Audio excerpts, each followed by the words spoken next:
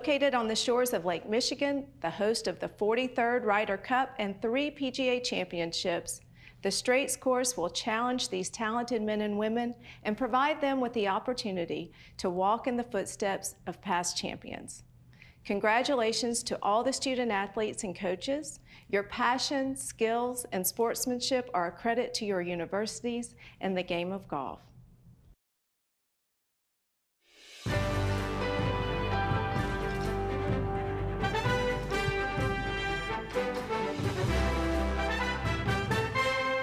NBC Sports proudly presents second round coverage of the PGA Works Collegiate Championship from Whistling Straits, presented by Chase Sapphire and Kohler.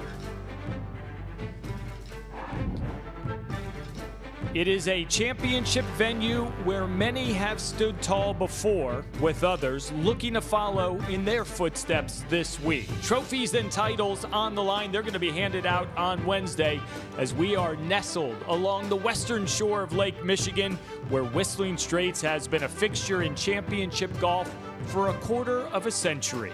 This stunning creation was the vision of founder Herb Kohler, who purchased 560 acres of land in 1995. 3 decades later, the Straits and Irish courses are held in high regard and will provide a stern test for the student athletes, with 5 different winners being crowned on Wednesday, as May is the month for national championships in college golf. We take a look at the tournament format presented by Titleist. 3 days of stroke play competition.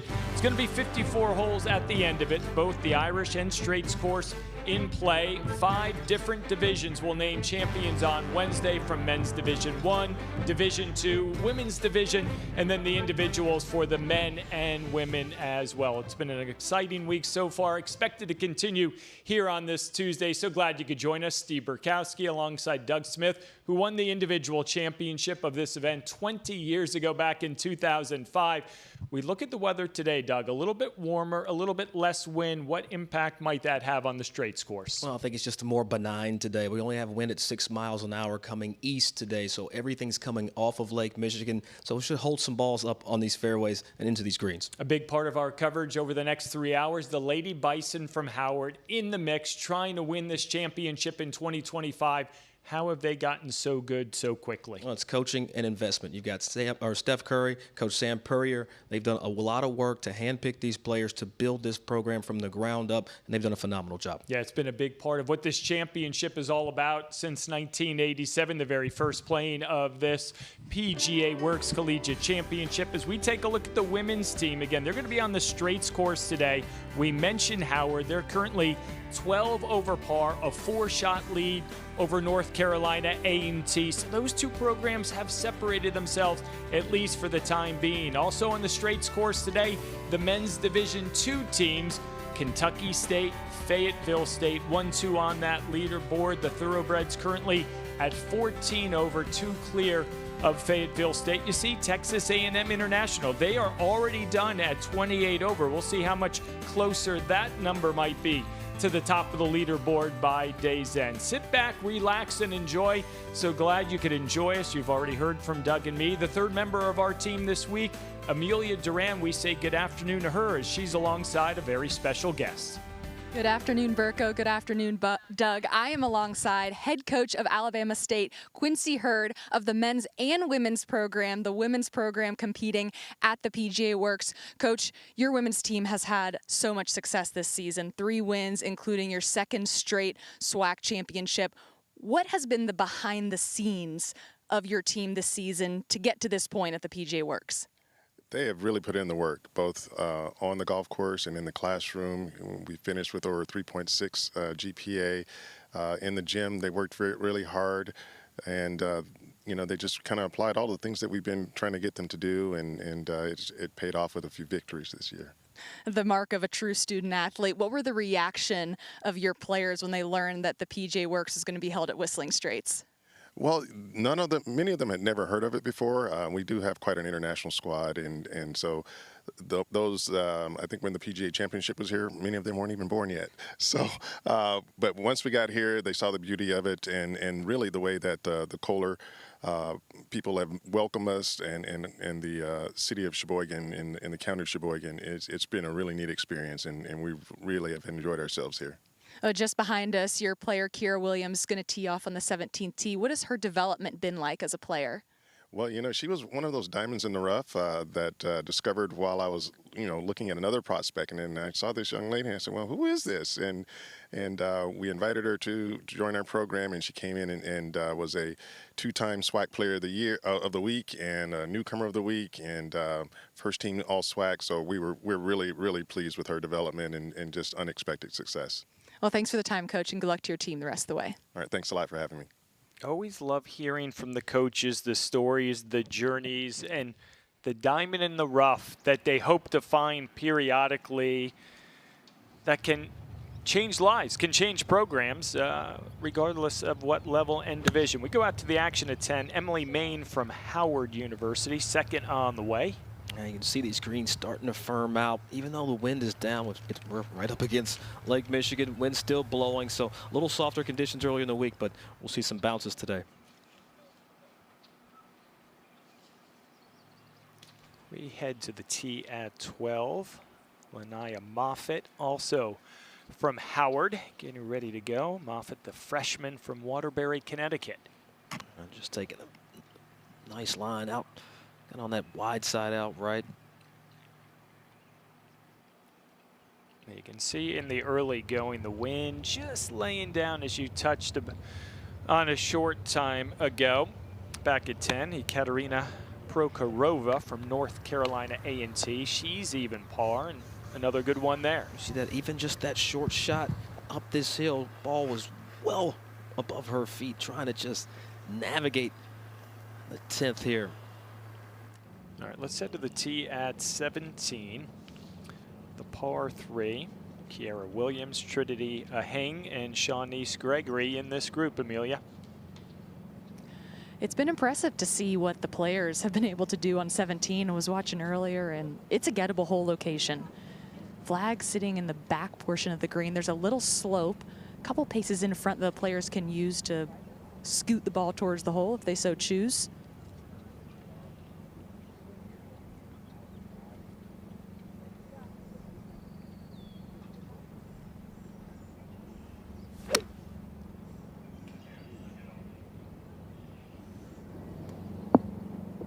It's a pretty good shot from Kiera Williams, a freshman from Davie, Florida. Reasonable chance for birdie, but when you're going to a par 3, everyone has the aspiration of making a 1, and that is what Kiera Williams did yesterday on the Irish course. It was her first ever hole-in-one at the 3rd, 105 yards. And I know that might be the Hornet symbol, but I'll be darned if I'm taking that picture. There's the index finger and nothing else. But to show you how enthralled she was by it, she played the rest of the round with that hole-in-one golf ball. I don't know how she did it, I'll be honest. I've had a couple blessed. Those come out of the bag immediately and go on the wall. Keep it right here. Trinity Aheng next to go at 17. Well, that's the rule. You're not supposed to play with your golf ball after you make a hole-in-one. Credits to Kiera.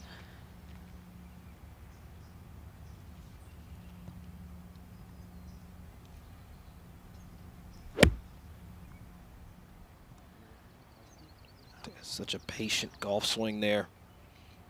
Okay, I'm not mad at it. I think that's going to be a popular spot back past this whole location today with all that bounce that we're seeing.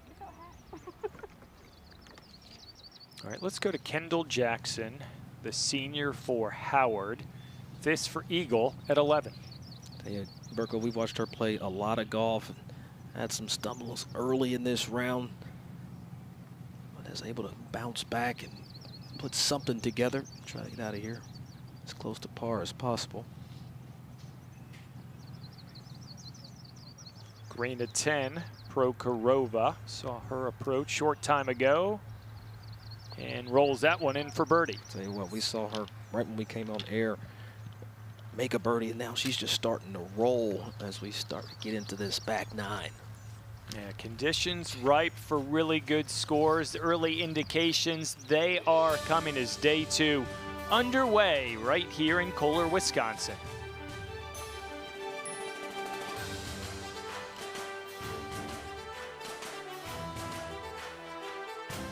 Today's coverage of the PGA Works Collegiate Championship is brought to you by Kohler, helping people live gracious, healthy, and sustainable lives. And by Chase Sapphire, upgrade your travel and dining experiences with Chase Sapphire.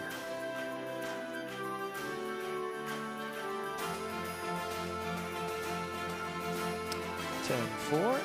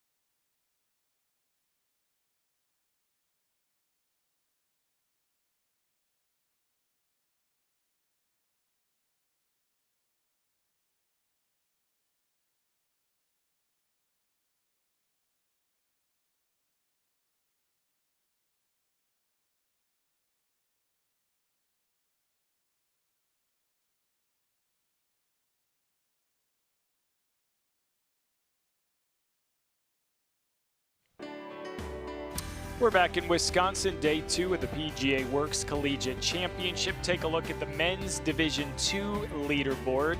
Presented by Kohler, Kentucky State, the Thoroughbreds, a 2-shot lead over the Broncos of Fayetteville State. I love those logos. Kentucky Derby was the other day ago. The Run for the Roses. They feel appropriate that they're 1 and 2 on that leaderboard. We're going to see a lot of them over the course of our coverage this afternoon. And while we have a moment, let's go back down to Amelia, who is once again with a guest. I am here with head coach Renee Ewan of Chaminade University of Honolulu, the men's Division II division, defending champions from last year. It was the first national championship win in your program at Chaminade. What kind of impact has that had?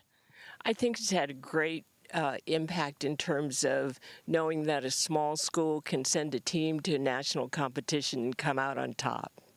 It certainly was historic and great to see that you have 4 returners coming this year at the PGA Works, including Ethan Alexander, who finished the medalist runner-up last year. What were their reactions when they learned that the PGA Works was going to be held at Whistling Straits? I think when they heard it was going to be here at this venue, it was like, Coach, are we going back to defend? Absolutely, because it just has a wonderful reputation, and it's lived up to the reputation as being a difficult golf course and just being a wonderful place to be in. And the hospitality has been so great from Kohler and the PGA Works. And this week, your team in the field will be playing the Irish course and the Straits course, playing in the Straits course today. What has the experience been like for your players playing link-style golf, many of them for the first time? It's been difficult. Well, we're dealing with the cold, and even though some of the players are not from Hawaii, we still all are used to playing in warm weather. So we've dealt with the cold. The links is difficult because it's more target golf. You can't lose control of your ball. You have to know what you're doing. We play the Irish one day, the Straits today. We go back to the Irish tomorrow. Well, best of luck, Coach, to your team tomorrow. Thanks so much. Great to see Chaminade back, looking to win 2 in a row here for the PGA Works Collegiate Championship. Let's go to the 14th. Stangby trying to save par. So he's had everything working to his advantage today. That's going to be the first blemish on the card to go with 4 birdies. But a big part of why Kentucky State at the top, but the lead now down to 1 after that bogey by Stangby. And you know how volatile collegiate scoring can be when you're talking about that team format. 10 shots is not very insurmountable, especially if you have some time to play, but we're only talking about a 1-shot differential between Fayetteville State and Kentucky State. Yeah, when you've got 5 out, 4 scores count, divide any lead by 4, because that is the impact, good or bad, it can have for these teams that we're watching on the Straits course today. Well, we're talking about that Straits course, par 72. You see those distances for the men and women, designed by Pete Dye back in 1998 is when it was open for play. Some of the best surfaces you'll find anywhere. Bent grass, got some Poana out there, as well as some fescue, greens and tees, that creeping bent grass, that very tight area. But that next number, that over 1,000 sandy areas. No bunkers here at Whistling Straits, all sandy areas. And big shout out to the team out here led by Mr. Aschenbach. He's got this place in great shape. See at the short par 3 12. We noticed yesterday, kind of tough to get it close. There were quality shots played, but very few were able, as you sort of said yesterday, it's kind of a guessing game with the win. So we move over to the green at 11. Breanne Briggs from Prairie View A&M, that was for birdie. Man, thought that might just catch the top side, Steve, and but a good spot. But going back to your earlier point, they moved that pin ever so gently back from where it was yesterday. So still an opportunity to make a lot of birdies. We go back to 12s, see if we can get another one a little bit closer.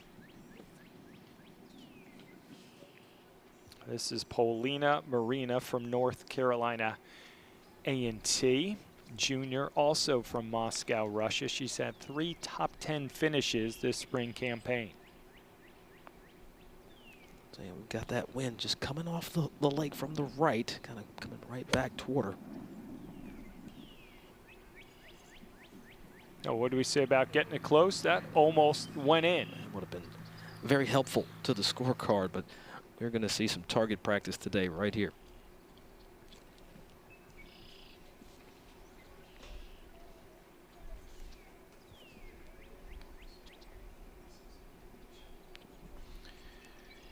Keep it right here. Neve Figueroa, Prairie View A&M, sophomore from San Antonio, Texas, second team All-SWAC performer. Best finish this season, a tie for 6th.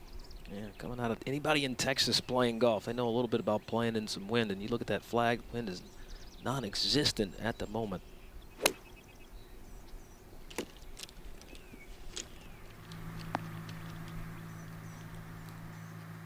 I thought that might catch a little bit of that ridge deep. Got about 6 paces back there before get that to come moonwalking back down the hill. Green's about right at 11 on the stimp meter this week, Steve. Yeah, great look there from the shores of Lake Michigan. It's a little choppier yesterday. I think all those at the Straits course feeling really good about things right now. Let's pick up Marley Franklin from Howard. This for birdie at 11. Actually leading the way right now for the Lady Bison. 2 under in this round, but even for this championship. The sophomore from Los Angeles, California, has made the trip to the East Coast, part of the Lady Bison, making a statement here on day 2.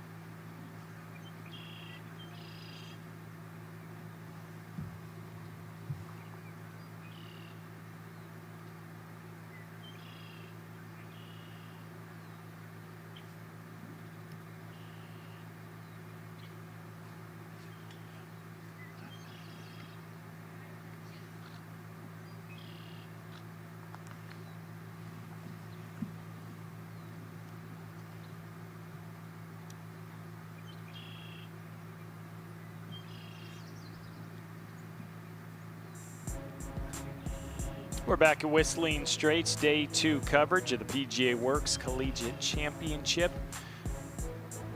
Couldn't ask for a better day of weather. Yesterday they were bundled up. We saw a lot of ski caps, a little breezy, especially on the shores of Lake Michigan. It feels like a completely different environment here today. Oh, it's definitely spring. Spring has arrived. So we get this look at Kendall Jackson coming down this hill. She's had quite the interesting day. Tough start. Birdied the second, but made a 7 on the par 3 third. But it's bounced back since with 3 birdies. Keeping herself in this round. I mean, how fast is this putt, Burko? Well judged in terms of speed.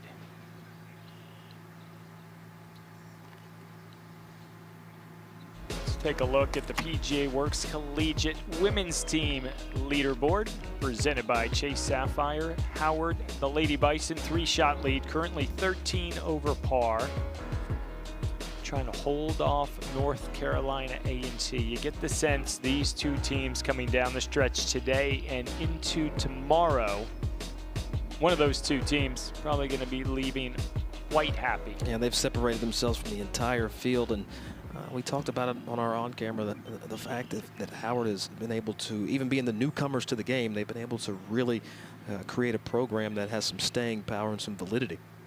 And let's go back to the green at 12. Saw the wonderful tee shot by Paulina Marina from North Carolina A&T. This will make that race at the top a little bit closer.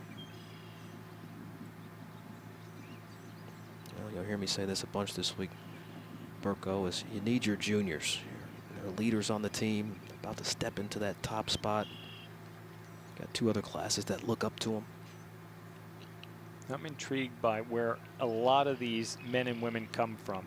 To go from Moscow, Russia, to the Tar Heel State, to Whistling Straits. Pretty good thing to sign up for if you're a college golfer.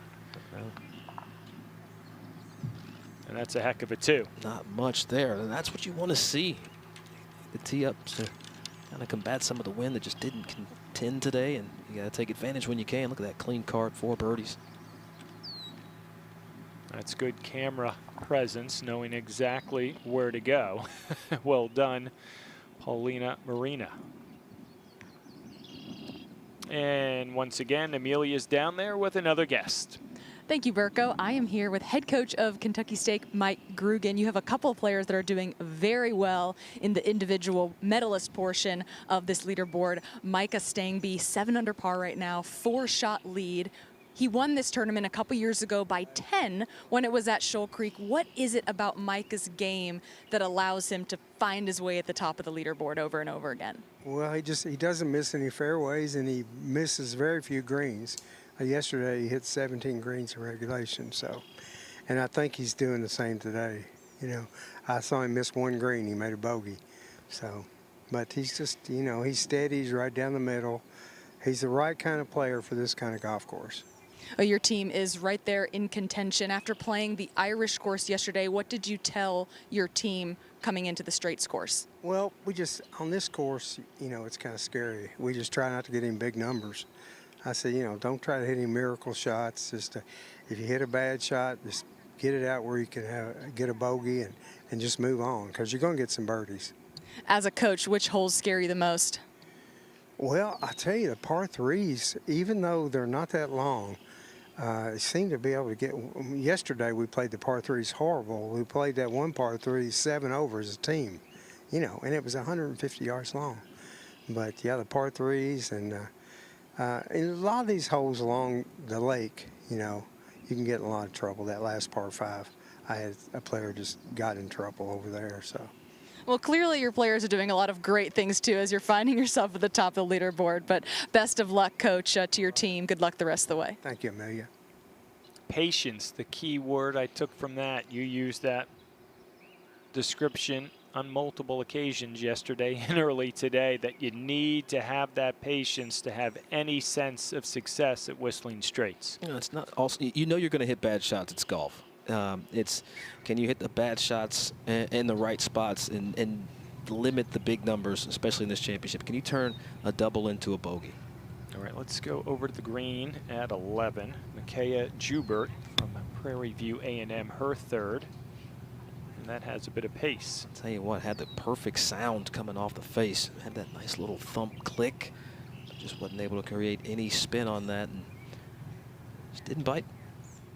All right, let's head over to 17. See what these gentlemen can do on the par 3.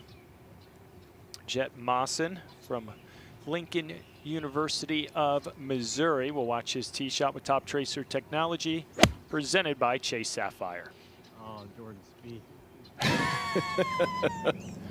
Well, there's a man, even though a freshman from Lynn, Missouri, he knows his history. As soon as it went left, it said Jordan Spieth, because that is actually where Justin Thomas put Jordan Spieth in the Ryder Cup a few years back. Jordan hit that recovery shot up the slope to about 5 feet, and Justin proceeded to miss it. But he knew, Amelia, left was no good.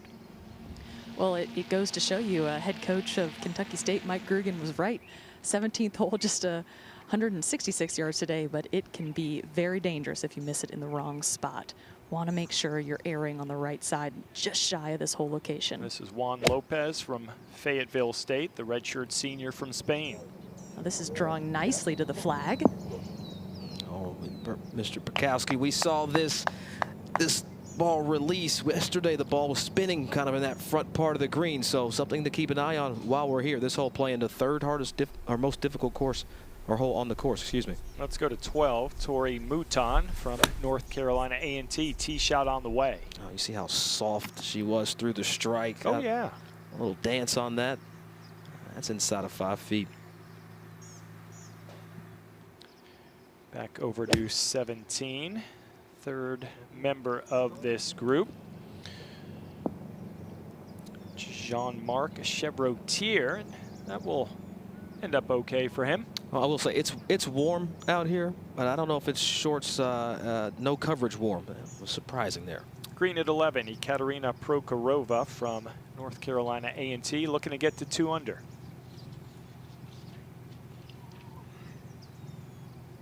See her waving in front. You might not be able to visualize it, but they're shore flies out there. They hatch in early May. They're only around for a couple of weeks. They don't bite or sting you, just more of a nuisance. Yeah. You might see that throughout the afternoon. That's caused a few players to kind of step off some shots to reset. I love that long putting stroke. She finds another. Aggies aren't going away, I can tell you that. Back-to-back birdies to get things going on the back 9 for Prokhorova. She's now 2 under. And that 10th and 11th, they go out the same direction. Then you kind of switch over to the shoreline and do this little figure 8 before you start the home stretch into the house. Let's go to the green at 12. Breanne Briggs from Prairie View A&M.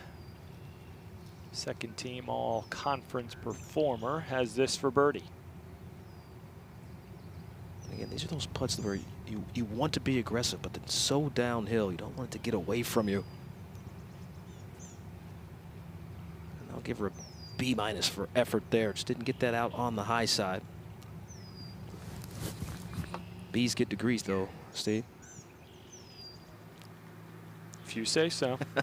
All right, let's keep it right here. Marley Franklin, the lefty for the Lady Bison, wasting little time. Quick player, very decisive. Well, she might have had another one. Started out hot in this round. 2 birdies early. All pars since. Tied for 12th in this championship 1 year ago. And in fact, had 3 straight top 5 finishes earlier this season. Birdies to get going at 1 and 2. Pars since.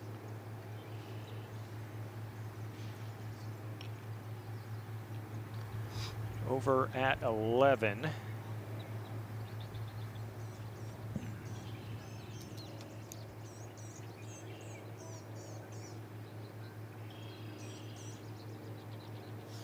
You want to take opportunities when you can get them, especially on the par 5s. Yeah, there's nothing that grinds my gears more than leaving a par 5 with a 6 on the card. We see Maine just cleaning up. That's Emily Main, the sophomore from Windsor, Jamaica. Conference Rookie of the Year a season ago, tied for 21st in this championship in 2024. Let's head over to 15, catch up with Micah Stanby. Got a birdie look, trying to help Kentucky State out, who now are one behind Fayetteville State in the Division II men's leaderboard. That's why I love college golf. It just swings all day, back and forth. It's like a boxing match and counter punching. Look at the confidence in that stroke. Think he's afraid of the comeback? Not at all. You're going to have a handful of those short ones when you go around here at Whistling Straits. There's Mouton, nice birdie putt there at 12. So we've seen a couple of good quality tee shots there at 12, the last few groups. They pay it off with birdie twos as the good scores continuing on this Tuesday in Wisconsin.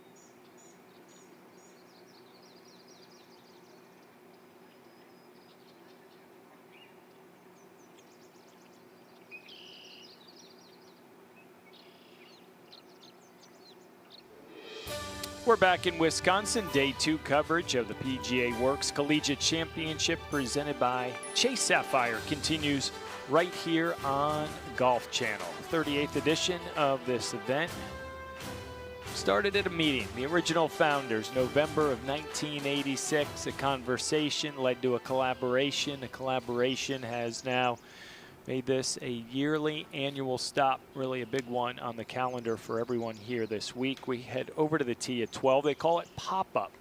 Just sort of pops up, tough green to read, manage, a little downhill, just a few little variables to keep in mind as North Carolina A&T for the women. One-shot lead over Howard. We're going to watch Ekaterina Prokhorova, who's coming off of birdies at 10 and 11. Well, she's only got 9 paces on a direct route to this hole location to contend with. And even though it's playing right around 100 yards, this is still a shot that you want to be precise with. Well, she had the correct distance control, and that's what it's about. Just a little tug. over at 17, Jean-Marc Chevrotier. A moment ago, birdie putt on the way. Yeah, the business and marketing major there at Kentucky State. Might be asking him for some information later. And back over at 12, Micaiah Jubert, Prairie View A&M, getting ready to go. Sophomore from Grand Prairie, Texas. 10 events this season. This one will mark her 11th start for the Panthers. Best finish to this point, tie for 5th. See if MJ can get one inside of 10 feet. Oh, just passed it. Almost sounded like it nicked off the flag. Got that just on that top side, but back down that ridge. And there's a good look at the shore flies we referenced a little bit earlier. Third member of this group, Emily Main from Howard.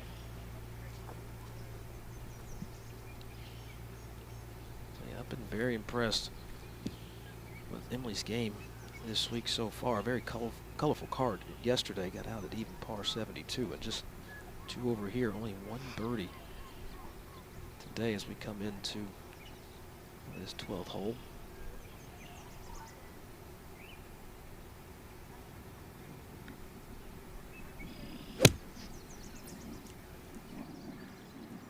Just a lot of arms in that swing. Didn't get that lower body kind of rotating out of the way, and you do that, Burko, that club face shuts down and left. What are the keys on a short wedge like that, a downhill par 3 where it's not full throttle?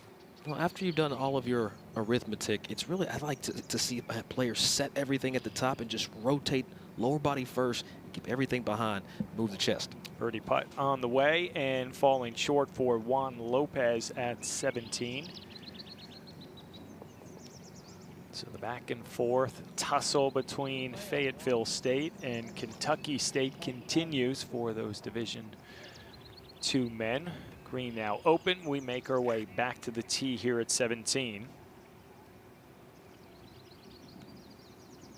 Looks a whole lot prettier, this view today, than it did yesterday, Amelia. Still gorgeous, but feels warmer. It's one of those holes where you can just, you hope you have a weight so you can just look at the beauty of it. That's the tee shot of Sutton Dreyer on the way, freshman for Fayetteville State. That's a pretty darn good one.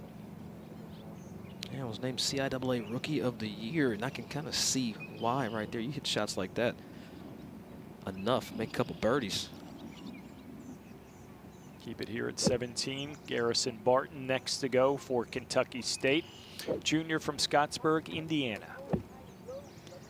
It's been such a great test, Whistling Straits, for these players. The first time that most of these players are dealing with a link-style golf course. You got to be much more careful of your landing spots and the undulation of the greens. Oh, wow. Could have missed any work.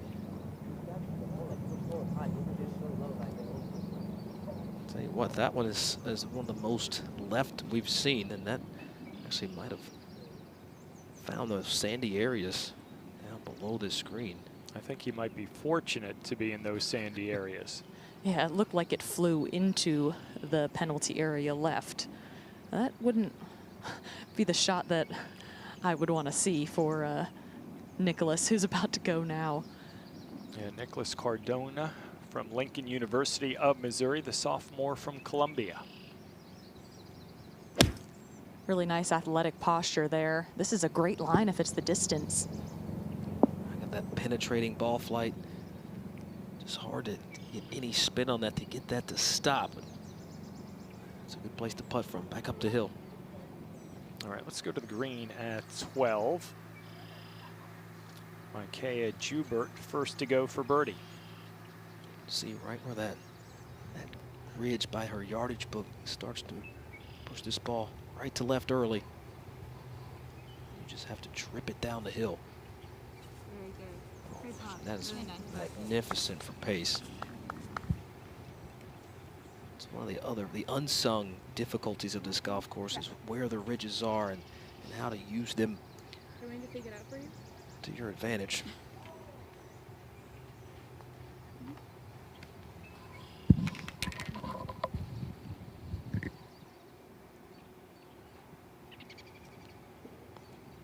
taking care of business there for Jubert. 2-putt par at the 12th. They're just getting the train back on the tracks, come off the double at the par 5. A couple holes you can take advantage of in this back corner. Once you turn back kind of the shoreline, Burko, kind of got to hold on. All right, keep it right here at the 12th. Emily Main from Howard next up for birdie.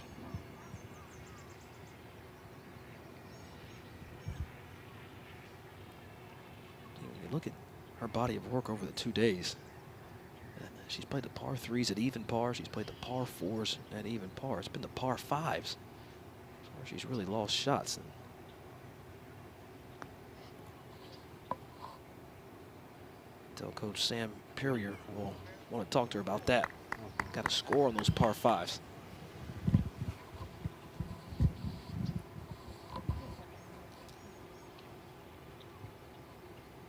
So like Jubert, Emily Main, 2-putt par here at 12.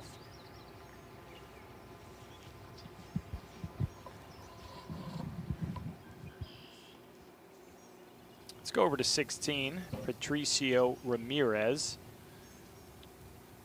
This to save his par, the freshman for Fayetteville State.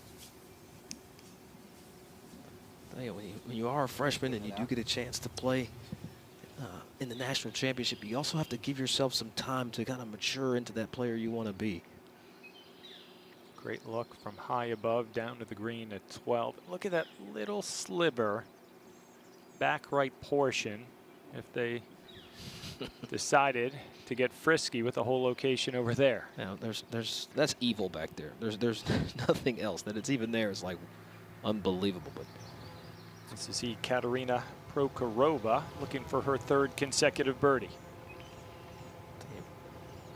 Watch her putting stroke. Watch how long and just legato her stroke is. Takes it back on the right side of her ankle and it just relaxes through the strike.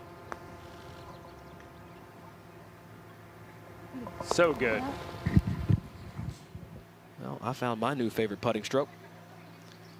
Awfully impressive start to this back 9 for a young lady who was inside the top 1,000 of the World Amateur Golf ranking during her junior career. You talk about a diamond in the rough. I think they may have found one in that young lady. This is Robert Johnson over at 16 for his par for the thoroughbreds of Kentucky State. Oh, how about that? The juniors pumped up. Tell you, those long par putts give you the same juice as a long birdie putt. Keep the momentum going. Keep the round alive. 4 under on the day is Johnson trying to help Kentucky State coming down the stretch. North Carolina A&T and Howard for the ladies, a back-and-forth battle.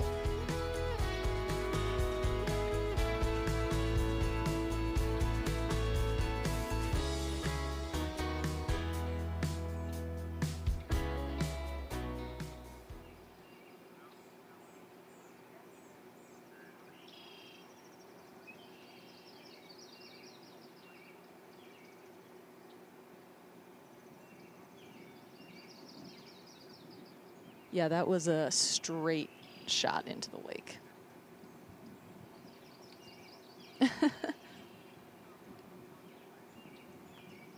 It was trying to hit a big cut and a double cross. No, but how else do you hit it there?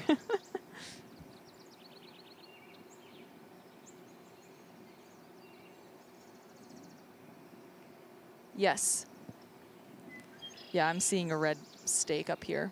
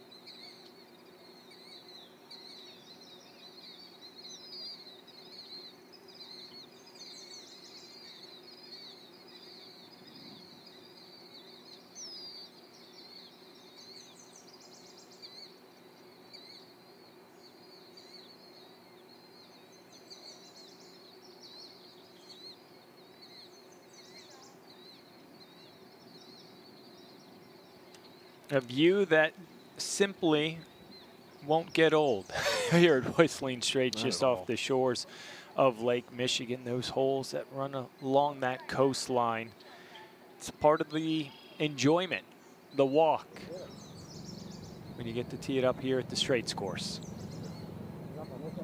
And I'm a little jealous of Amelia being out in the action. All right, go to the green at 17. Nicholas Cardona, Lincoln University of Missouri, birdie putt. Just burns that left edge.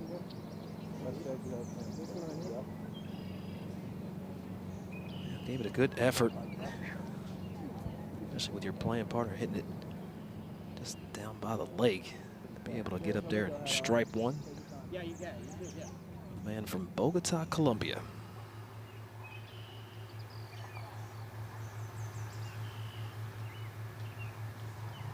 Over at 13, second on the way for Tori Mouton from North Carolina A&T. That was a popular spot yesterday, just not quite getting it all the way back there. Yeah, that green has a little tilt to it from left to right going toward Lake Michigan, but it's also just a shot where it's very easy to kind of bail out. This is just hit it left, anywhere left, it'll end up down there.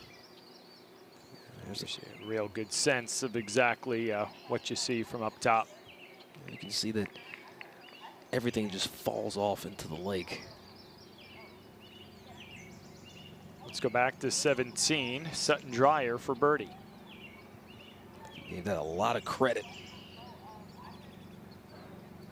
That's one of the tough parts about this golf course, just the visuals. You see more, you add a little bit more to it because the greens are so quick. Drop back 1 to 16. Micah Stangby, his third on the way at the par 5. And a good one. Yeah, when you're on, you're on. And even though you have the length, and this is a par 5 playing with the wind off the left, to take the patience, lay up to a good number, you can hit it in there and still bring 4 into the equation. But the thoroughbreds from Kentucky State, they've gotten passed on that quarter pole by Fayetteville State as we're winding down day 2 for them. They were out a couple hours ahead of the leaders, and we make our way back to 17, and the trials and tribulations continue at this par 3, and that needs to really hang on. Oh. Oh, that had to feel like a firework went off in his hand. Yeah, that was a moment ago. That was Garrison Barton. Remember, he hit it well left, took a penalty stroke, hit it nearly in the sandy area over on the other side of the green, and it appears he'll escape with a triple bogey 6. He almost deserved to make that. You know, the only way you can hit it that far left is to really try to hit a cut and just double cross it. This is the beauty of this hole. Pinched nerve, I believe it's called, and well, it definitely pinched one of his. You can tell he is fired up underneath, trying to keep those emotions in, at least get through this last hole. And with the triple and a counting score, Kentucky State now 4 back. So to your earlier statement, it can change quickly and with one swing. 2, 3, 4 shot difference in a heartbeat. I mean, you talked about pole positions. He just fell off the map. They thought 1 shot down, and now it's grown as you see Marley Franklin in a very precarious position. Yeah, this is over at 13, the short par 4. And you said it yesterday, when you're hitting these awkward recovery shots, make sure that golf bag is nowhere close. Yeah, this, because the green is on the screen to her left, and it almost appears she's thinking of going backwards. I think this is where being left-handed just hurts. You can't get down to that ball. And that little shelf right there is so steep from that angle. Yeah, you see the golf cart. I was about to say, if she's going backwards in any way, shape, or form, that golf bag and buggy, trolley, call it what you want, in the wrong spot. So I think now where she left it, it gives you the indication no chance to advance it towards the hole. I'll just go with push cart, Burko. That too. Or is it a pull cart? Depends on how you use it. Both. Yeah, this is a tough call. Good thing she moved it. Those sandy areas, more than 1,000 on the Straits course. Not a single bunker They are all being played as sandy areas, and that's a great example. Hey, try to put that sand in a good spot in case someone ends up there a little bit later on. Tee shot on the way at 17 for Robert Johnson, and that is going left as well. Oh, and that is... You can see it in the rocks. It rattled down there just past that penalty stake. That's not going to be much better than we saw from the group before. Oh, this is diabolical right now. That was for the double entendre. Pete diabolical, in case you missed it. I'll say it again. I mean, but this goes to show you, like, one swing at the wrong time on a hole like 17. Big number immediately. Now back to Marley Franklin over at 13. The hole they call Cliffhanger. It's got to settle. Tough. You can't tell how steep that is. She's pitching up some 5-6 feet. And fortunate that came to rest. You see that penalty area stripe right on the edge. And by the way, that's the cliff they're overhanging from the other view here at the 13th. Let's go over to 16. Micah Stangby has this for birdie, and Kentucky State could use one. Oh, and he pushed it, picked his head right up. Man. He's bogeyed 2 of the last 3 holes he's played. Needed that one. Let's go to the green at 13.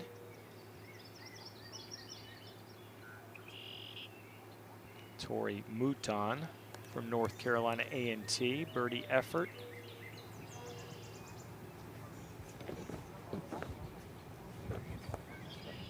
A fairly low stress way to play this golf hole.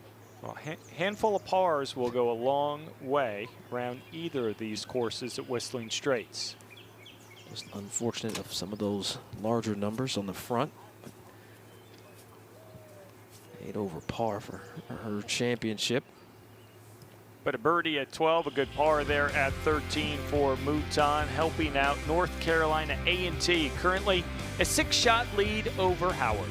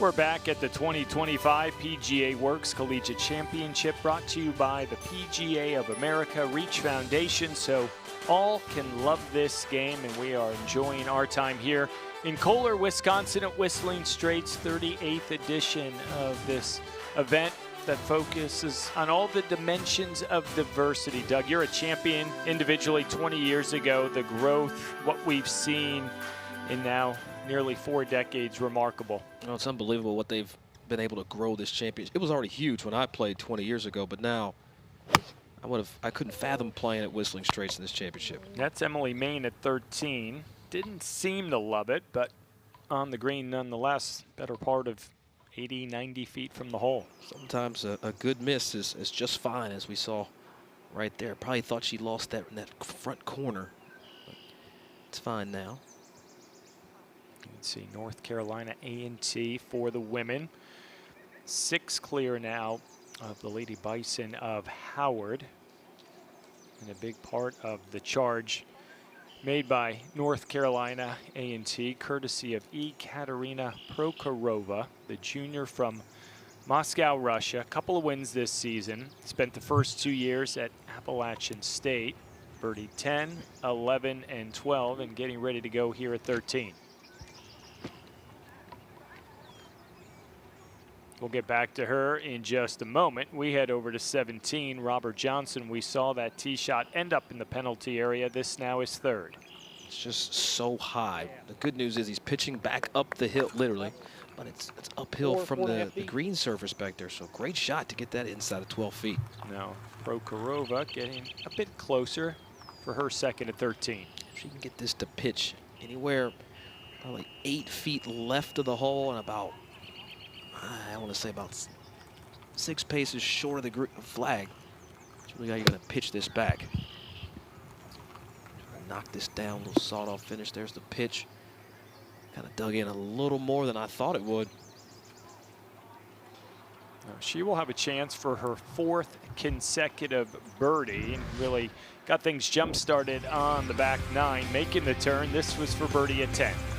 Some people just really see the line and match it with the speed. Perfect putt right there, doing just that. That would move her to 1 under par, but far from done. Looking for 2 in a row at the 11th. It's not like she's hitting it like 2 feet. She's actually making some putts. This from outside of 20. And that is what they call holding speed. How about the hat trick at 12? Take a look at this putt. This is 25, 26 feet down the hill, sliding toward Lake Michigan. Holding speed. She's right in that range at 13. We'll see in just a short time if she can make it 4 in a row. Before that, though, we head over to the green at 17. Patricio Ramirez trying to save par. Gotta give that some heat to get it up the hill. This golf hole is so interesting. And you know what, a lot of players now, we've gone back to seeing more and more college students playing that right to left ball flight, playing draws. You see what happens, you do that here, you hit it off a cliff. Now Robert Johnson trying to minimize what he did after that tee shot. So we've seen Kentucky State on 17, the last 2 groups. They're gonna lose 5 shots with 2 bad iron swings. 2 swings equals 5 shots. That is unfortunate.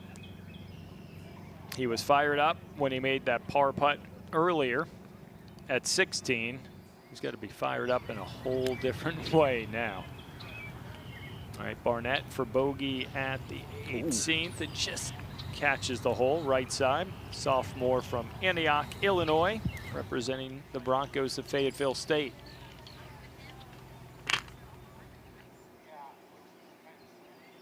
What do you think the challenges are for the teams we're seeing today on the Straits as opposed to what they dealt with on the Irish course yesterday? I mean, one, it's just the sheer magnificence, the majesty of the Straits course. I'm not taking anything away from the Irish course, but it's so demanding and it's so visually taxing.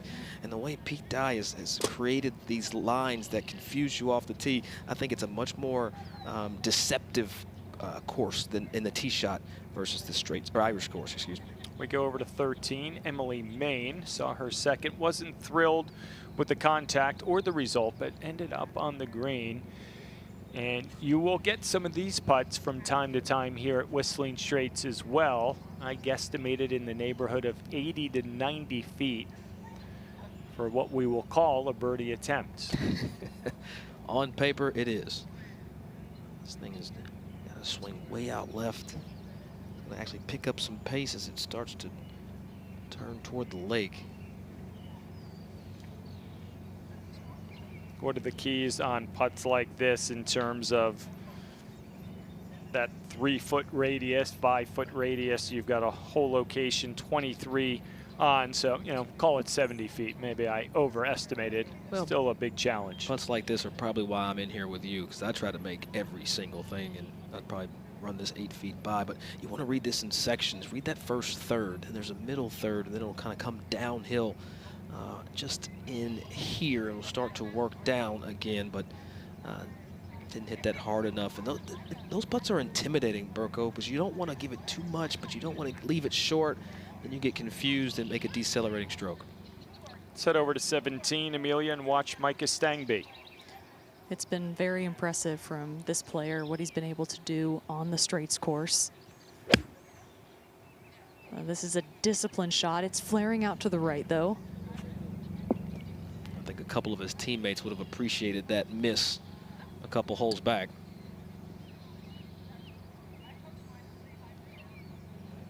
Moment ago, this was Alan Terrazas from Fayetteville State, the freshman from Mexico. He's not playing with that left side at all. That's a proper miss. I expect to see more balls on that right side, Steve, than challenging this back left hole location. Third member of the group here at 17, Henry Mwanza from Lincoln University of Missouri, the senior from Zambia. Started the back nine off with 3 straight birdies. Momentum, such an important part to playing a good round of golf. This is also to the right. Found that sandy area. That's going to be really the first ball we've seen in this side in the sandy area, but just a phenomenal player. Had a chance to get out, do some content stuff with Henry earlier this week for PGA Works. Phenomenal player. Prokhorova for 4 straight birdies here at 13. She makes this, she might have to go buy a lottery ticket.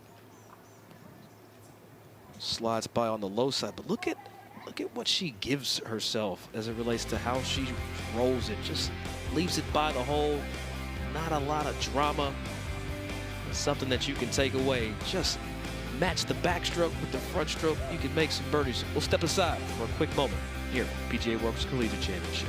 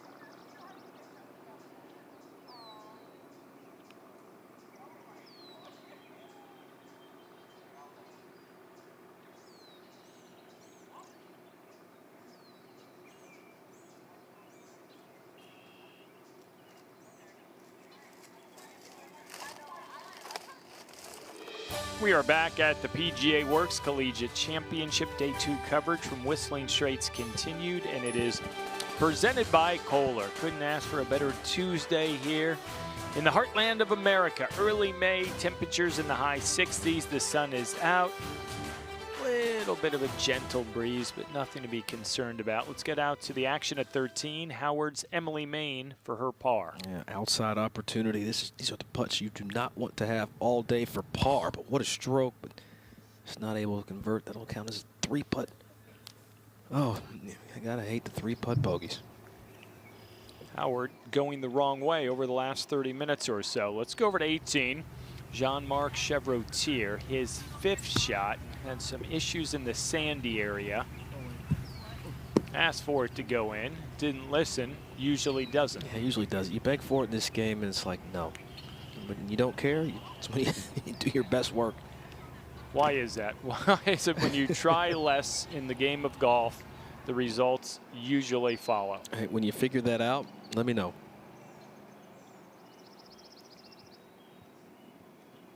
All right, let's go back to the green at 18. Juan Lopez, Fayetteville State. See if he can figure this one out. Said when he came to Fayetteville State that winning a national championship was why he came to the U.S. Young man from Madrid, Spain. They're going to have a chance tomorrow. Going to be squarely in the mix and potentially leading the way with 18 holes to go, but that putt remaining for a bogey 5. In the last 30 minutes, a lot of that pain is self-inflicted by the thoroughbreds. We head back over to 17 with another thoroughbred. This is Micah Stangby.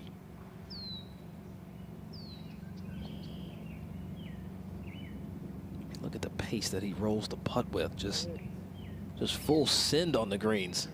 They appear to be a little quicker than we saw yesterday. I think so. I think a little quicker, a little firmer.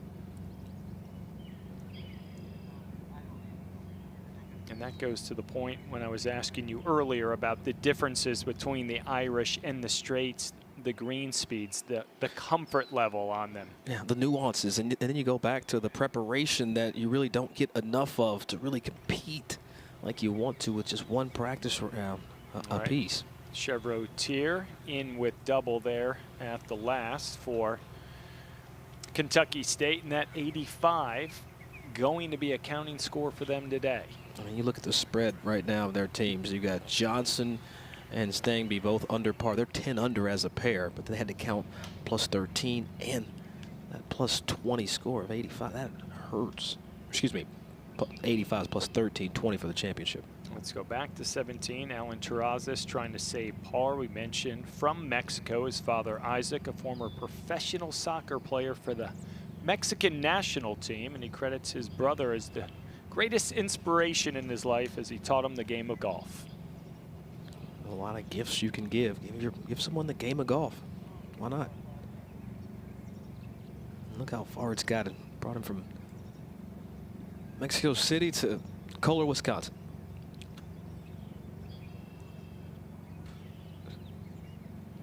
Not much in this. He tried to work just a little to his left. Yep.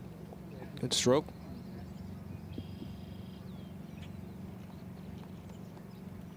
Hey, that par doesn't know how far that went here, considering how this team championship has been going the last 30 minutes. All right, let's pick up Marley Franklin just off the green here at 14.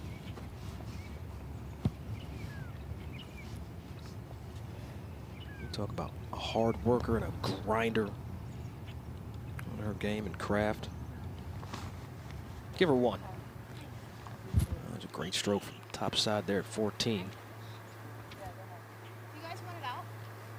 Yes, please. We go back to 17. Stangby, work to do for his 3. You don't want a lot of these in a round of golf. But if you do that, that's just fine. They're working on a solid round. There's 2 bogeys right there in the middle of his back 9.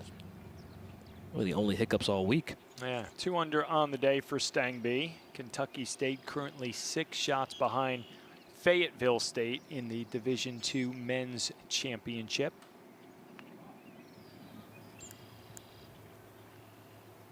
Tee at 14. Emily Main set to go, iron in hand. Anywhere just right of that cart off the tee, position play.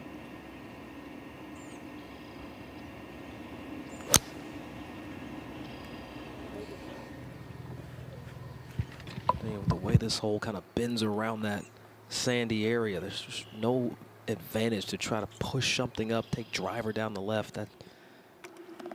Save that for another day. Score to 18, Sutton Dreyer, Fayetteville State, his second. It's on the way. Put that swing on replay. What a move. Tough shot. Played out to the wide side with this right hole location. But loved his golf swing. Back over at 14, Ekaterina Prokhorova, the junior for the Aggies of North Carolina A&T. They are currently 8 shots ahead of Howard, due in large part to what this young lady's done over the last hour. Just taking her time and hitting her spots. Got her eye on this one. Found that sandy area right in the turn of the fairway.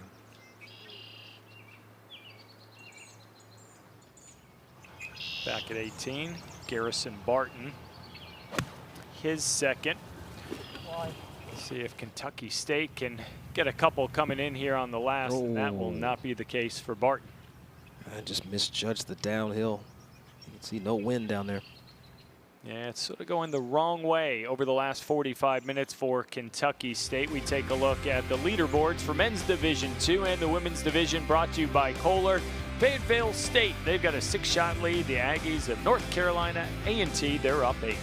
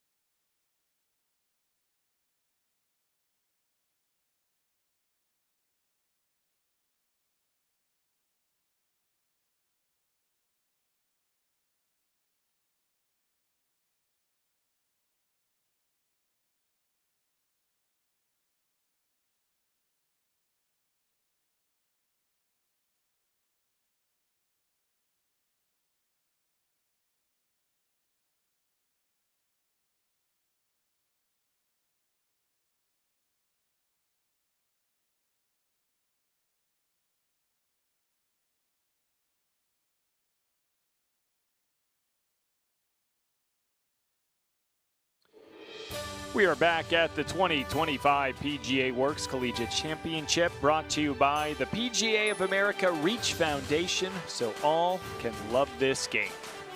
Great Tuesday here at Whistling Straits. We go back out to the action at 14. This is Ekaterina Prokhorova getting ready for her second. Yeah, about 115 to this front hole location. And I tell you what, her distance control, we've seen a couple of her approach shots, Burko. She's been within 18, 19 feet with those each time. Can't say the same for Garrison Barton, his third at 18. And I only say that because of the approach shot we saw in the end result. All right, let's go back to 14. Emily Main from Howard getting ready to go. Yeah, got tricked by the camera angle, calling that a front hole location. That is not there. Excuse me, that's 23 on from the front, counting from that left side. Main probably 2 steps closer.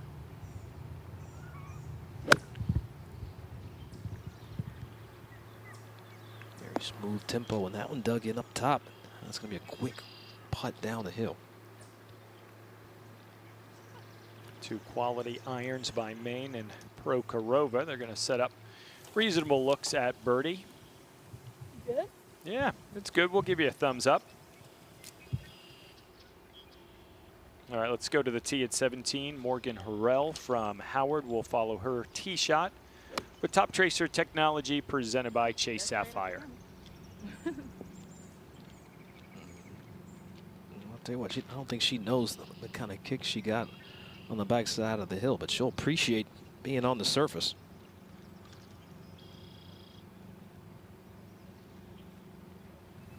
Make our way back to the green at 18. Garrison Barton, Sutton Dreyer, Nicholas Cardona finishing up their days. And that's a great view, Doug, from this vantage point. We saw yesterday some players opting to go left off the tee, which would be far right on your screen. You can maybe cut off 10, 20, 30 yards, depending how aggressive you choose to be. Yeah, but if you do take that aggressive line and you kind of hit it, you split the difference between the left side and the right side, you can see you get down those rocks in that sandy area, and you see that penalty area, the water down in the middle. All right, let's watch Dreyer, long range birdie attempt. Walking after it quickly.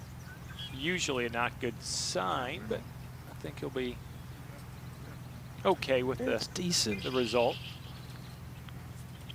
Didn't finish as strong as he had liked back at the CIAA championship, but he did lead after that opening round there, 2 under par. So he's got a lot of game, but you know, he's got to travel, Burko. Got to travel. That's probably the biggest adjustment, right, for all the men and women here this week, whether they're local to their universities or coming from halfway around the world. You get comfortable at your home course or maybe playing in that state. You come to Whistling Straits, feel pretty confident that 99% of these players are seeing this magnificent venue for the very first time. And you know, this is a very international field, but a lot of us American players, you know, we like to play high shots. At this link style golf course, there's opportunities and times where you have to keep it low and on the ground and get it chasing. All right, Cardona, work to do here at 18.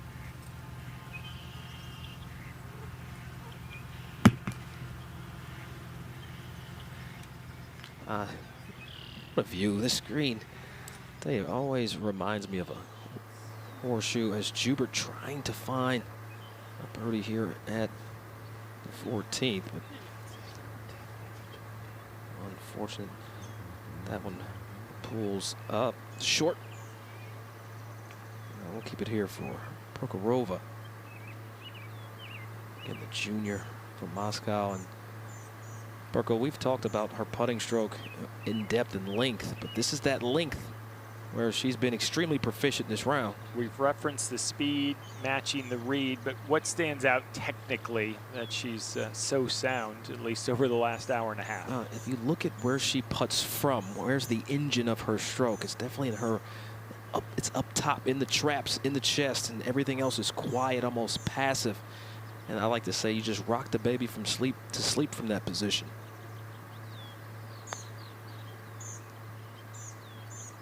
That time just didn't match the speed. Good read, though. Nothing looks rushed or forced in that stroke. And you know what? There's plenty of ways to roll it, and I always love when I see players find a way to put their fingerprint on their stroke and not try to force it. Like you take a Brant Snedeker, for example, that little pop stroke, he's made that his. Garrison Barton, Kentucky State for par at 18. And they need a par, and they're not going to get it from him. Now to Emily Main. Birdie look here. Over at 14. You see her looking out well left toward that little divot, and just inside of that, started it right at it. Get on these greens long enough, there's going to be a couple putts where you second guess yourself and you don't make as active as a stroke as you'd like to make, and that's what we saw there from Maine. But stress-free with the second one. I like stress-free golf. I believe Amelia called it boring golf yesterday. Give me some boring golf. I'll take two. Let's go to another Howard Lady Bison, Morgan Horrell for birdie at 17. Starts to speed up right in there and straight downhill from where Morgan was putting from. Junior from Dallas, Texas. Over at 18, second on the way for Patricio Ramirez.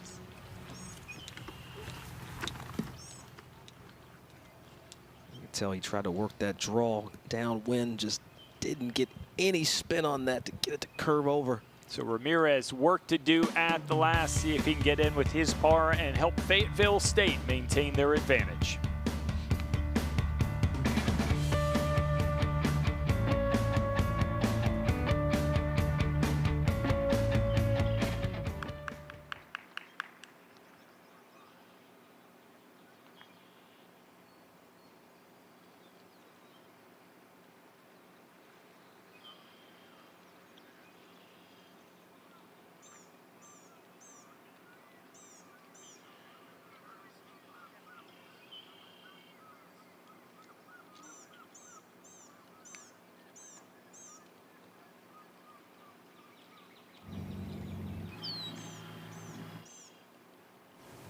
Good.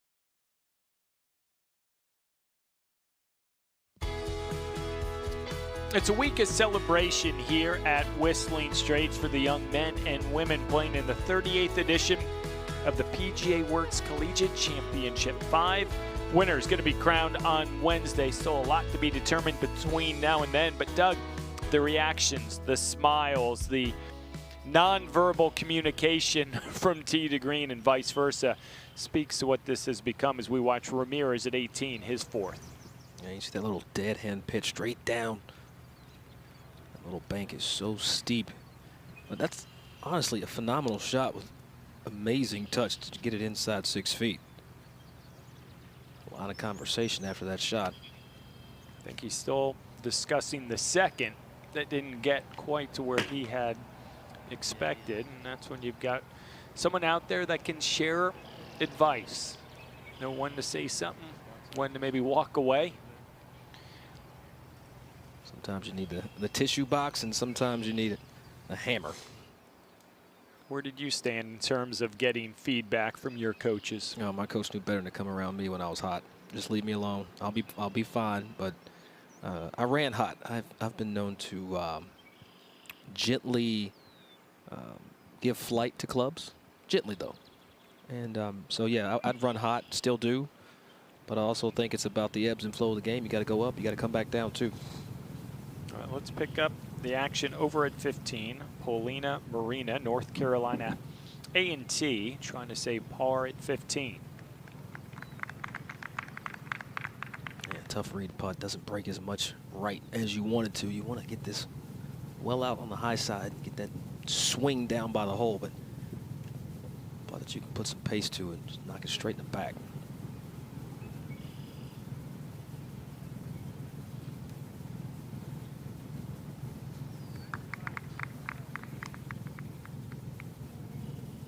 There's the pace. Oh, and the payoff. Marina Prokhorova, both juniors from Russia, and both with two of the best putting strokes we have seen all week long. And oh, by the way, she's 4 under today, bogey free. All right, Ramirez able to clean up, say bogey at the last. Yeah, he's definitely going to need some time to get back to neutral.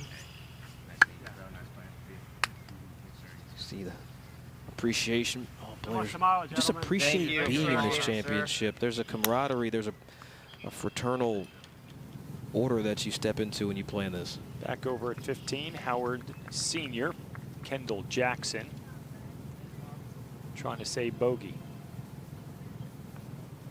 Just been an up and down day for Kendall, and she never looked comfortable at all during those rehearsal strokes, and had the time she wanted last year, left as medalist in this division. Tough today.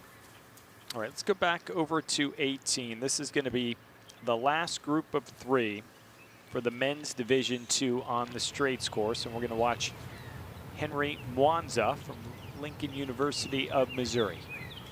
Ball slightly above his feet, got that front right hole location. A lot of green left. Here's a cutter of the golf ball. Oh, and it hits a dart right below the hole, inside of 10 feet. Look at all those sandy areas left if you push it too far down the fairway. And there's that little sliver, as you said, if you're deciding to hit the gas and get far left lane. That's what you got to contend with as we watch Terrazas.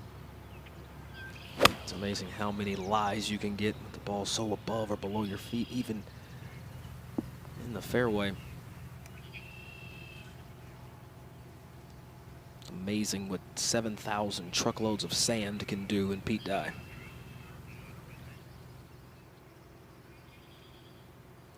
Took inspiration. So see, his final shot here at 18. Took inspiration from the old course. You can kind of feel that around here. And well, the thoroughbred just beyond the flagstick. If you're going to draw some inspiration, the home of golf is a pretty good place to say, you know what? I'm going to use a little bit of that blueprint if at all possible. Quick look at the leaderboards presented by Chase Sapphire, Fayetteville State with that 6-shot lead. Howard now 9 behind North Carolina A&T.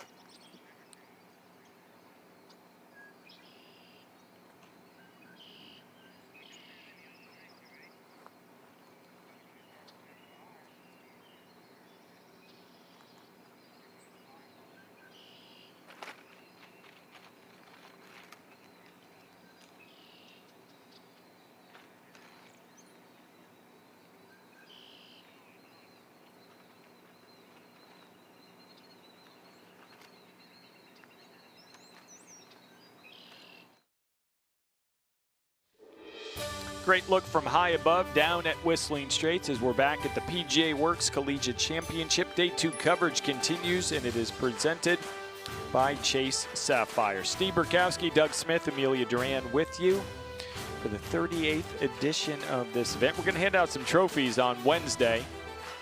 The question is, which teams and individuals are going to be leaving feeling pretty good about what they accomplished this week in Kohler, Wisconsin? Still to be proven.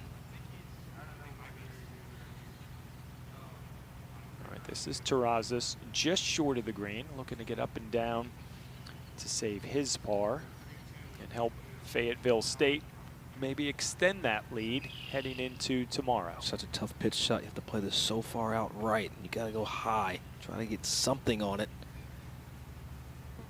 All things considered, well done. Doesn't feel like it though sometimes, you know. You probably thought he wanted to scare the hole, didn't do it. Part of the acceptance process for these young men and women. We always have to dial it back sometimes and consider the fact that they're 18, 19, 20 years old, a lot of them, and still in that learning process. Let's go over to Breanne Briggs at 15.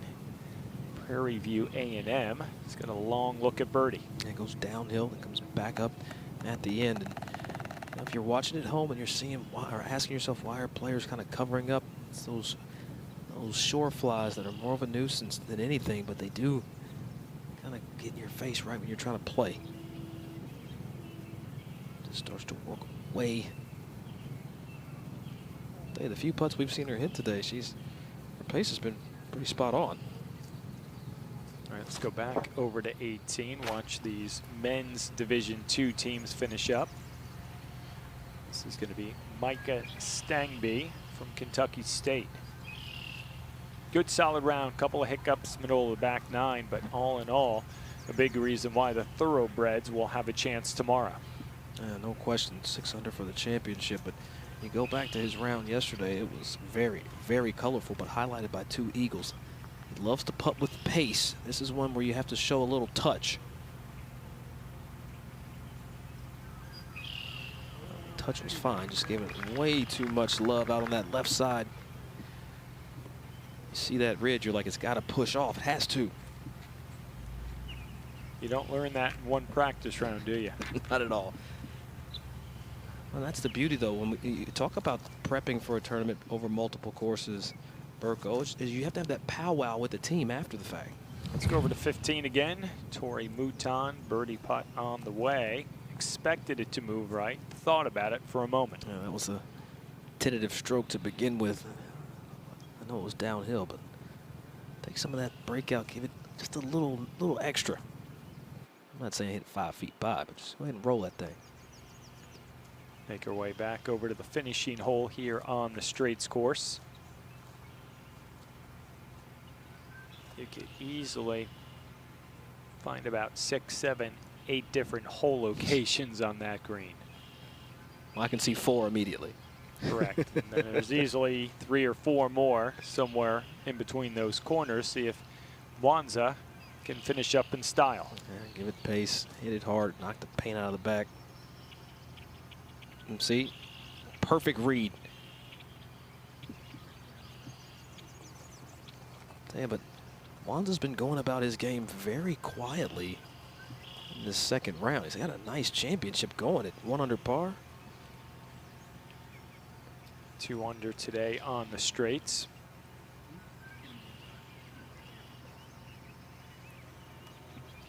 I felt like we prepared for a windier day than we got. Wind just 5 miles an hour right now. It's non-existent. See if Terrazas can make his 4. We got a decent read, a little cheat from Micah's putt coming down the hill.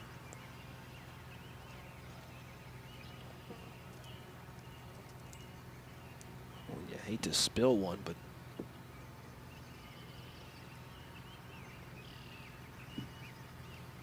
giving the Thoroughbreds a little hope with that. Back-to-back rounds of even par 72 for Terrazas. Fayetteville State in at 20 over as a team, as they will head back over to the Irish course for the final round. Now Stangby for his par, no issues there, well done. So it's going to be a 6-shot lead for Fayetteville State over Kentucky State. And don't forget about Texas A&M International. They were off early. They're 28 over, just 8 back. That threesome of teams tomorrow proven to be something pretty darn good to keep an eye on, and of course we will on Championship Wednesday. But more Day 2 coverage of the PGA Works Collegiate Championship coming your way from Wisconsin.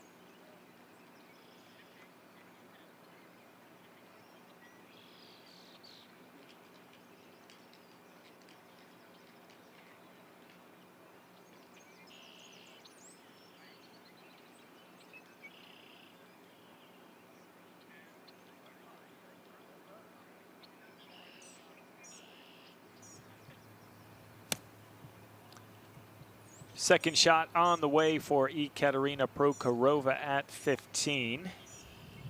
And yet again, well judged. Just putting on a distance clinic with how she's hitting her approach shots. She's giving herself optimal positions off the tee and even with the layups and taking advantage when she can. Let's go over to 18, Morgan Harrell from Howard. Junior from Dallas was 5th in this championship a year ago and won't be thrilled with that outcome. And she knew it immediately. We're here trying to figure out if she's down in the sandy area or in the agua. But she should have covered. You can see that Church Pew sandy area there. Over at 15, Emily Main, her second. Have to error long if you can. That just sounded thick, luscious over there in that overgrown fescue where she was. As the women finish today on the Straits, tomorrow, final round over on the Irish course. And you see the par 72 course playing similar numbers as the Straits course, done by Pete Dye, of course, but creeping bent grass over here, a lot less sandy areas, but the head pro here, Mike Aschenbach, as well as the superintendent, Grant Davey, phenomenal job this week. We appreciate all the efforts. Take a look at the action going on over on the Irish course. Men's Division I team, Arkansas Pine Bluff a 20-shot lead. They'll be back over here on the Straits tomorrow to see if they can see that one through. North Carolina A&T and Southern there in case they slip up. Men's individual race, Igor Zubov from Delaware, picking up right where he left off. 5 under on the day, 10 under, a 4-shot lead. And for the women's individual on the Irish course today, Miyu Takahashi, 3 under for the round, a 6-shot lead as she wraps up day 2 on the Irish course. All right, let's go back over to Emily Main at 15, her 3rd from the Sandy area. Yeah, much more heavy sand here at Whistling Straits, more like river sand than it is kind of masonry sand. Really have to get down on it, give it that good thump.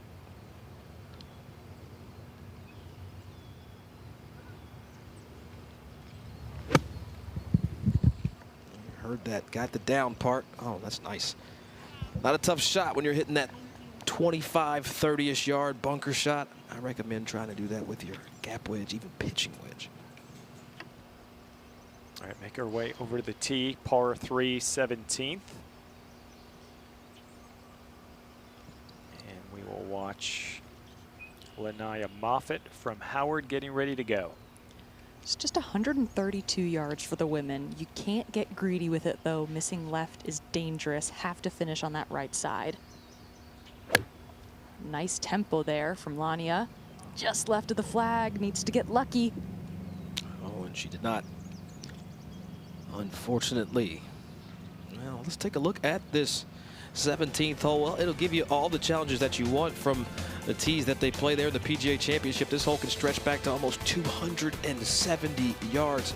That's just too much par 3 for me. You see just short front right, you've got this perched up sandy area that provides this little knob that'll pitch you down, but left, as you can see, this is no good. I know Justin Thomas put Jordan Spieth down here in the Ryder Cup, but you shouldn't put yourself over here at all. It's not a flat green, but relatively speaking to all the other holes, you kind of have to build it decently flat so that half of it doesn't fall there into Lake Michigan. Burko, a lot of challenge here at the 17th. Yeah, we've seen some of the men with some struggles. We'll see what Casey Mignoli, the junior from Missouri, Texas, representing Prairie View A&M, can do. Now there's a downslope about 5 paces short of the flag she can use to get this closer to the hole.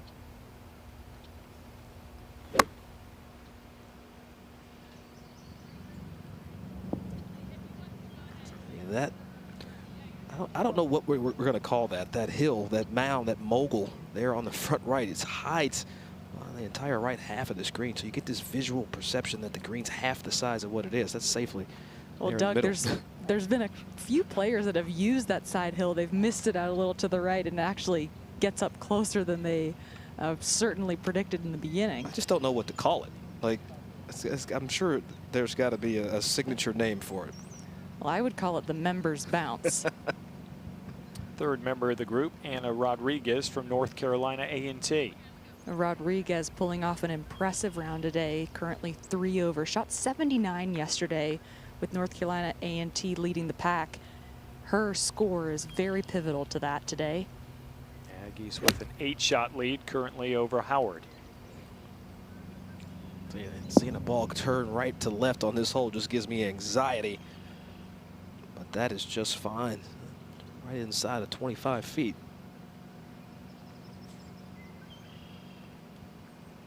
Rodriguez, good one there at 17. The junior from Mexico, a chance for birdie. Coming up at the par 3. We'll see if she can make it when we come back to Kohler, Wisconsin.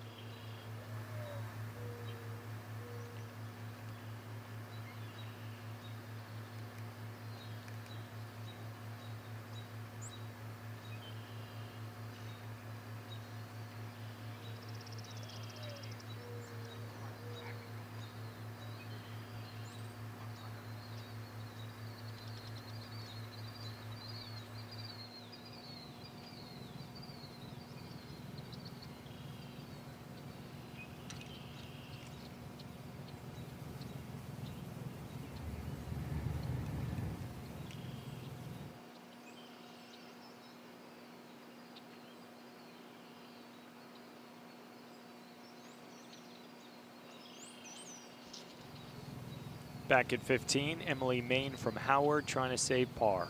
Be an impressive one if she could get it to go. See it well outright. How about that for? It's all world up and down from 30 yards short of the green in that heavy sanded bunker. Excuse me, sandy area. So she hangs in there, 3 over for the week. We hope you're enjoying Day 2 coverage of the 2025 PGA Works Collegiate Championship, brought to you by the PGA of America Reach Foundation, so all can love the game. I know all the young men and women love being here at Whistling Straits, no doubt about it. No, but as good as the golf course is, a lot of the players are staying over at the American Club, the hospitality, the 5 Diamond hospitality. They've earned that from AAA. It's unbelievable. Ekaterina Prokhorova for birdie at 15. I'm not sure if the putter's gone cold, but the stroke still superb. Looked like it might have hopped shortly after contact.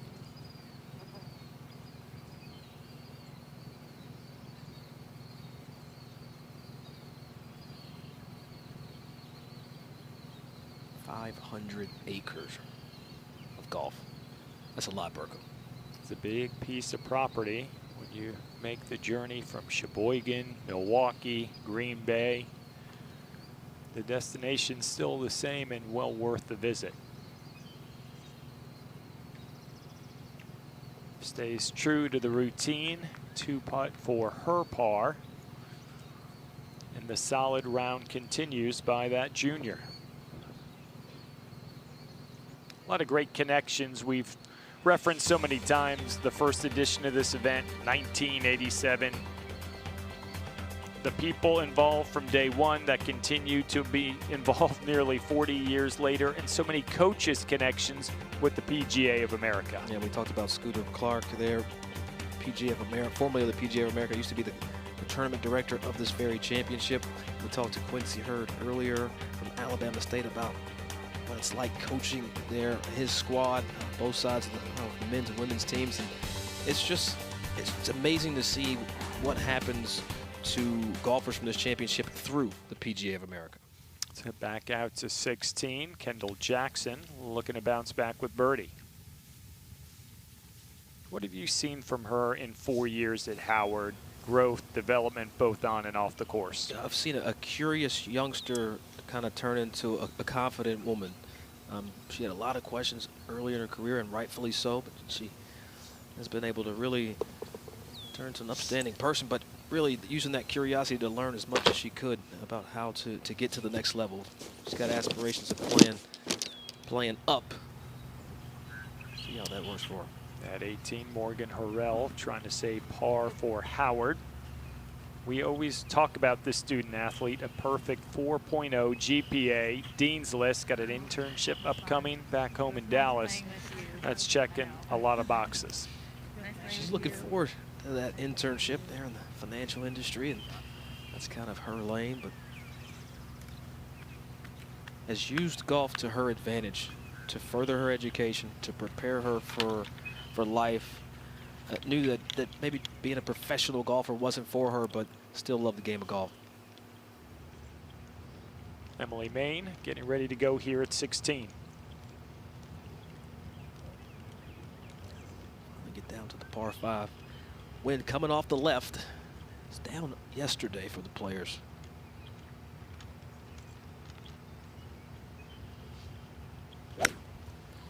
Surprised to see Maine going with less than driver off the tee. Well, maybe that's why, because there's plenty of chase in the fairways.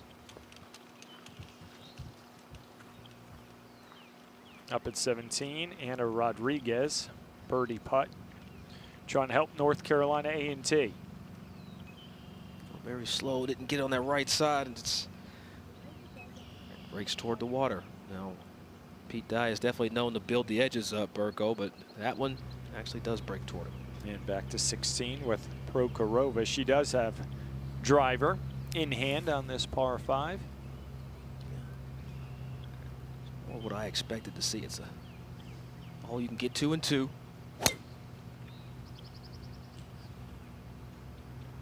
Back and forth, a little cut move. Good lie. Her stance might be a little 50-50.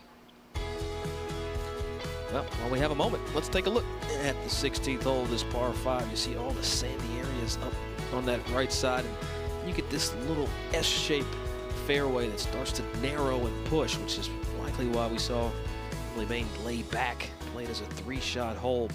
Scorecard distance 545, but then here's the tough part, trying to lay up, give yourself enough of an angle to really look straight down here at the green at the par 5 16th. It is a birdie hole today, especially with the wind helping keep the ball out of the penalty area, and the sandy areas up left. Just up ahead on 16, Marley Franklin, her third. Very close stance there for Marley. Not sure if it was impeded, but well, she got the number correct.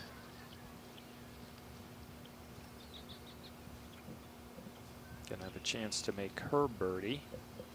Has dreams of being a professional on the LPGA Tour, or if not, because she's a television and film major, a director. So she's got 2 avenues for success, and it goes to your point from earlier that this game, this championship, can open up so many doors for the Lady Bison of Howard and everyone here this week. Everything that surrounds the evening festivities that kick off a few days ago, it allows you to connect with people. Everything's relationships. Almost got a practice swing in the back of the head there, but I think we're going to be okay. Let's go to the tee at 17, Neve Figueroa from Prairie View A&M. Oh, another one that's just getting too greedy here on this left side. It's so easy to do that because it's 132 yards. You have a short club in your hand, pitching wedge or 9-iron. You tug it a little bit, though. That green doesn't open up until you carry at least 130. That's going to be trouble there. Can you get there, Amelia, and you can let us know if that wind has shifted, but yeah, it's projected to be off the left. It should be straight off the left, according to the forecast. So you think you can kind of get a draw to kind of hold up against it. Exactly. Also, usually when you're near the water, the wind picks up. Almost like the players are trying to feel wind. It's like trying to see break when there is none. There's no wind out right now. You got to be right at the flag. And that's why it's important. If you can't hit a cut, you have to be practicing draws without crossing target. Otherwise, you get up to a hole like this where you see trouble and it's easy to get a little scared. Let's see what Paulina Marina can do for North Carolina A&T. Started her collegiate career at Charlotte. We talked about the fact she's from Russia, a 2-time runner-up at the Russian National Championship. What an impressive round today. Bogey-free 4-under after a 77 yesterday. An excellent charge. Doesn't seem comfortable, doesn't seem ready to go here, Amelia. You just have to make sure that when you get over the ball after a couple of pauses, you are comfortable. You cannot have any doubt over this shot. Gotta keep things active. You hit that first step, you've got to be in full go mode. If not, step off.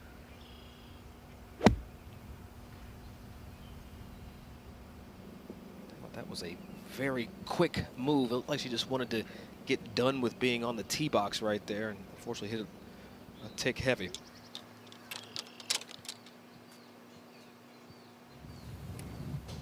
Over at 16, Mouton, this for birdie. This is a putt you have to give a lot of heat to, and that one jumped on her off the blade. But you know, she gave it what she needed.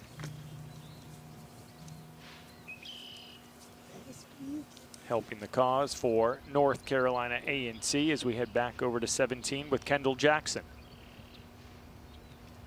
Jackson, a player who normally hits a right to left shots, hits it a long way. Important on this one to dial in that short club. She set up well right.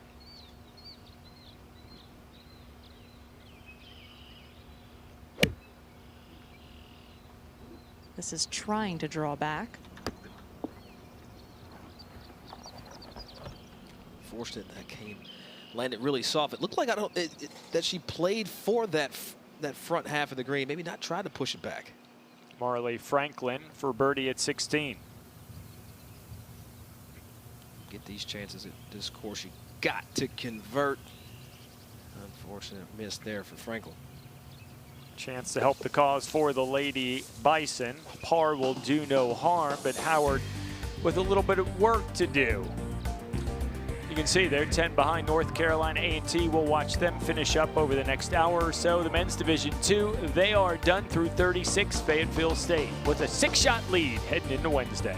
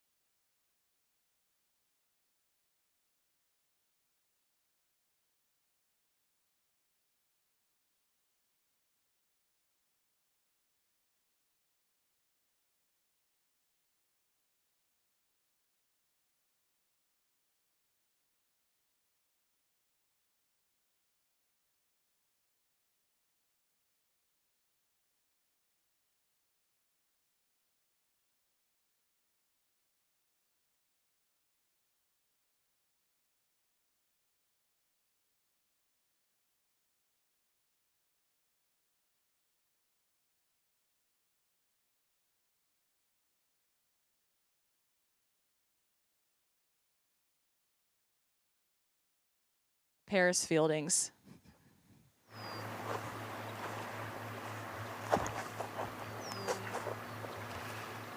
Come back here, you can see the flag.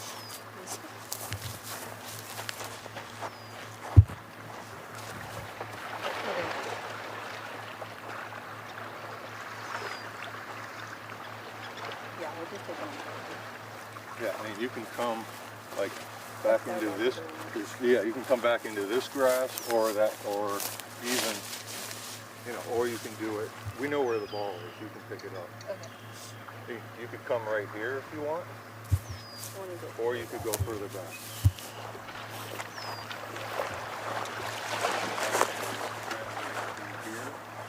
So anywhere through here,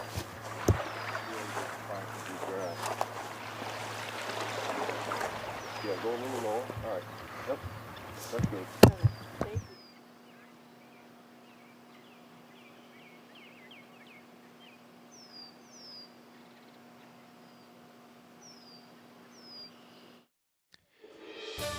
Day 2 of the PGA Works Collegiate Championship continuing from Whistling Straits in Kohler, Wisconsin, presented by Chase Sapphire. This leaderboard, the women's teams, North Carolina A&T currently a 9-shot lead over Howard. The Lady Bison trying to make up some ground. So we head back out to 17. That was Figueroa's third. We saw her miss it left of the green, took an unplayable, and it seemingly ended up in the same sandy area in which she took an unplayable. It does. Golf bag blocking our view. And while we have a moment, let's send it back down to Amelia. Thank you, Burko. I'm here with assistant coach of Howard University, Steve Block. Coach, this is your first year as an assistant coach for Howard University. What's your relationship like with head coach Sam Prieur and how that came to be? Yeah, so it's my first year. I'm really appreciative of Sam for giving me the opportunity. I had always volunteered in golf, but it was never a vocation of mine. And I'm a member at Woodmont Country Club where the team practices. So I've gotten to meet Sam and some of the guys, and as I kind of thought it would be, I knew they were looking for a coach, and so I applied, and we ended up working something out. And our director of golf, David Dorn, and our director of instruction, Trillium Rose, who I'm friends with and friends with Sam, they kind of vouched for me, and so here I am. It's been a wonderful year so far. You joined an absolute powerhouse at Howard. They won 4 times this season. What has it been like to come into a program that's had so much success? Yeah, it's been outstanding. I've learned a lot from Sam. I mean, his pedigree was one of the things that attracted me to the program. But it's been great. We're just trying to build on the foundation that he's already he's done all the heavy lifting. So I'm just here trying to learn and trying to build further and making us better. You've been on the outside looking in, seeing what Steph Curry has done for Howard University. How do you quantify that kind of impact? Yeah, it's amazing. It's kind of put us on the map. It's kind of it seems most of the programs are aware of us and what Stephen has done, and it's opened up a lot of doors for us, you know, with sponsorships and with clothing deals and club deals. And yeah, it's an amazing relationship, and it's not just money, but it's the relationships and opening up the doors. But we also, you know, establish our own relationships as well, and you're always trying to get better and build the program. So it's been fun. Well, thank you so much for your time, Coach, and good luck on 17. You've been running around. Thank you so much. It's good seeing you. And I've enjoyed following your career as well. Congratulations on your broadcasting career. Thank you so much. Send it back to you, Verco. Amelia's found her fan out here at Whistling Straits. She has many of them, and understandably so. We see some action there at 16. That's Prokhorova coming up just short there at the par 5. And if you wonder where Sam Puryear is, the head coach of the Lady Bison of Howard, Division I regionals happening as we speak. Paris Fielding's qualified for that. You can only be in so many places at so many times. I think it really came full circle for Paris when she won the Southwest Showcase at Cedar Crest last year. She couldn't believe that she had won, but you know, she'd been one of those players that just needed a good week, and that good week has propelled her forward this season. Best of luck to her. See North Carolina A&T with that 9-shot lead over Howard. We go back down to the green at 17. Paulina Marina trying to save her par. It's a putt you kind of want to have. You got an uphill effort just off the left edge, probably no more than a ball and a half out on that left side. But Burkle, this is a putt that we've seen a couple times today, but no one's gotten it correct. They've started it on the right side, right center, inside right. Well, Marina has put in the prep work to get ready for this one. Getting up to the hole, then halfway, then moving a quarter of the way up. So we will see if it all pays off.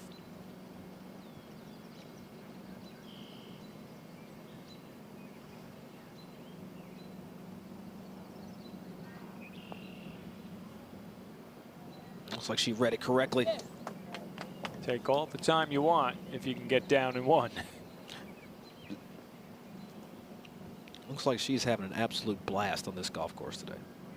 Well, when you're 4 under, it usually helps the cause. Yeah. Let's head up to 18. Shot on the way for Anna Rodriguez. Oh, that's just going to get good. That's a phenomenal shot. Taking it up on that ridge on the right side, using that to take a little heat off the approach.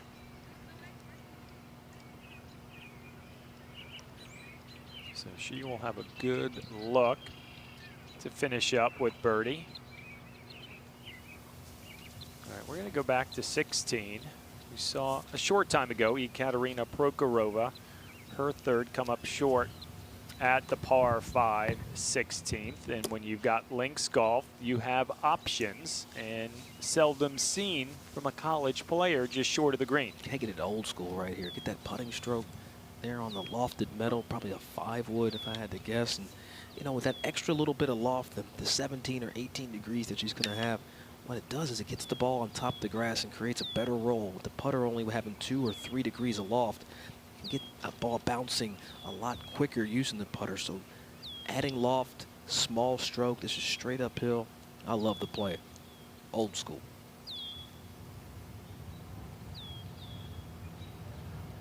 Usually comes off a little faster than the putts do.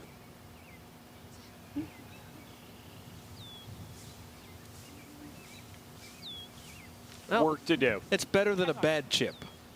Let's put it like that. It's better than a bad chip. All right, let's go to Kendall Jackson over at 17 for her 3. A lot more in that she played for, and just an up and down day for Kendall. 5 birdies in this round. 5 over for the day. Back over at 16, see if Emily Main can figure it out. We saw the tee shot, perfect layup. approach. Inside of 10 feet.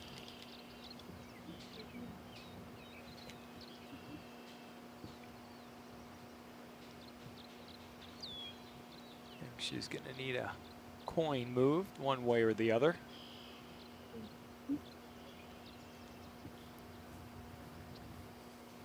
We'll get back to that in just a moment. We head to 17 to watch Marley Franklin getting ready to go.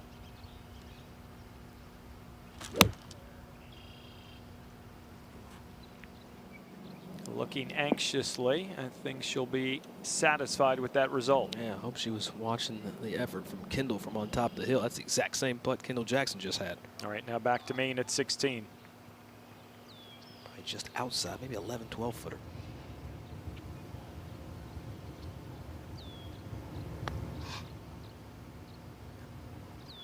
And maybe those bumps and bobbles is why we saw our playing partner go with the lofted metal. Loft is your friend, even on the greens. Why is that? Just, again, no one talks about it, but there is a certain element of launch angle with putting. You want that. That's why there is a static loft of between 2 and 4 degrees of loft on a putter, because you are going to have a little bit of upstrike or ascending strike.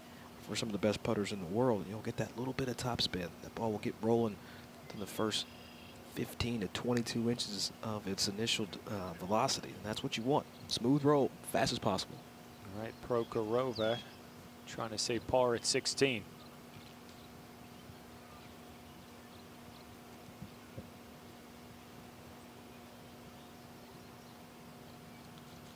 Two bogeys in the round for her, but they've come a long time ago, back at the 6th and the 8th.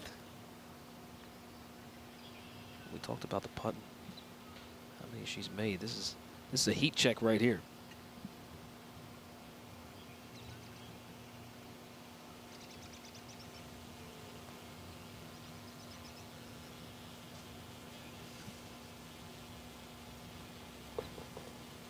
Now taps for the bogey there at the par 5. And, that'll get you fired up.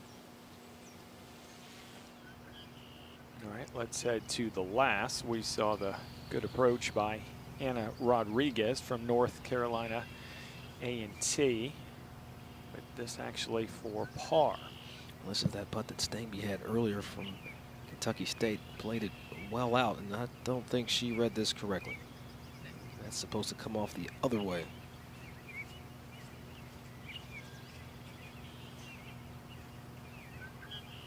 I had that about maybe 6 inches off the left edge of the hole. Don't see that very often. Pacing off. Taking ownership of, of your game. Back on the tee. Marina's tee shot on the way. Great golf swing. Keeps that left arm wide on the takeaway. Perfectly placed.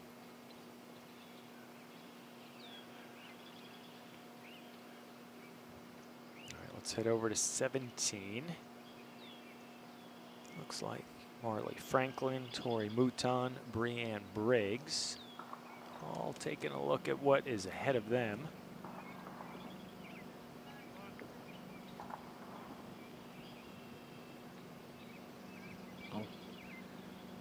No left in this group. I feel like we've had one player in the last probably 6 groups, maybe 4, that found the left side down there. Yeah, Franklin getting ready to go. At birth, she was diagnosed with sickle cell disease, and her younger sister, Maya, helped in a bone marrow transplant when she was just a year old. Maya, that is. Marley was 7, and the pain that she had been feeling all those years has been alleviated. You talk about a sibling connection that will last a lifetime. Marley and Maya Franklin certainly have that special bond.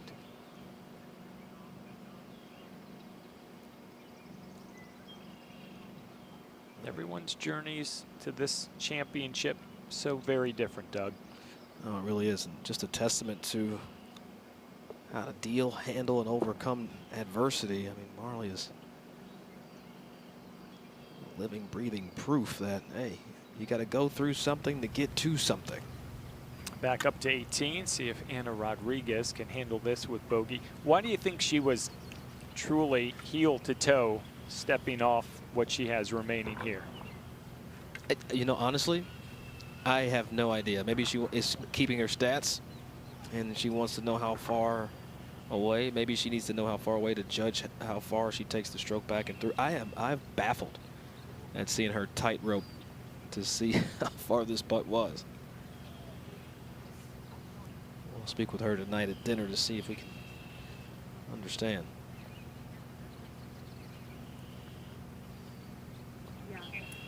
Well, it worked. Whatever she measured, the end result is the payoff she was looking for, and another player ending their day with a big smile on their face. Winding down the women's action here on the Straits course, day 2. Take a look at the leaderboard presented by Kohler. North Carolina A&T now on top by 11.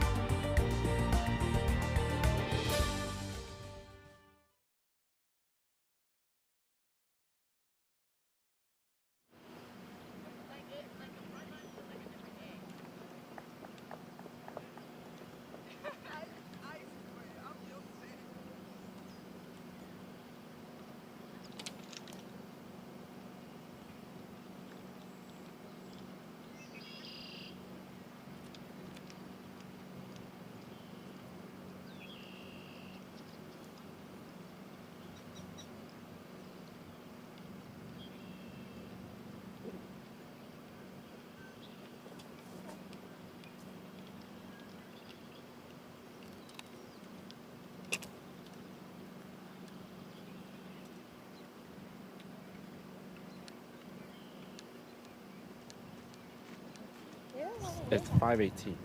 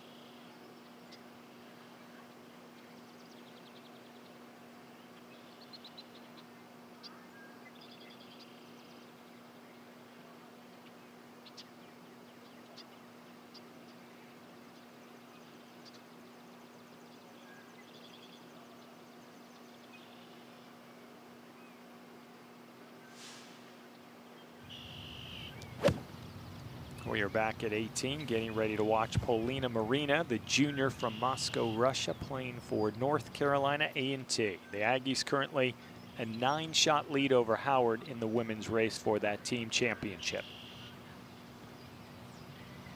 And just over 160. That front edge number here at 18, really all she needs. Another 12 paces on. 172 playing down. Right is a rough place to miss. Oh, but she got a very useful bounce. Only plays down 2 from up there on the fairway. I think it'd be more.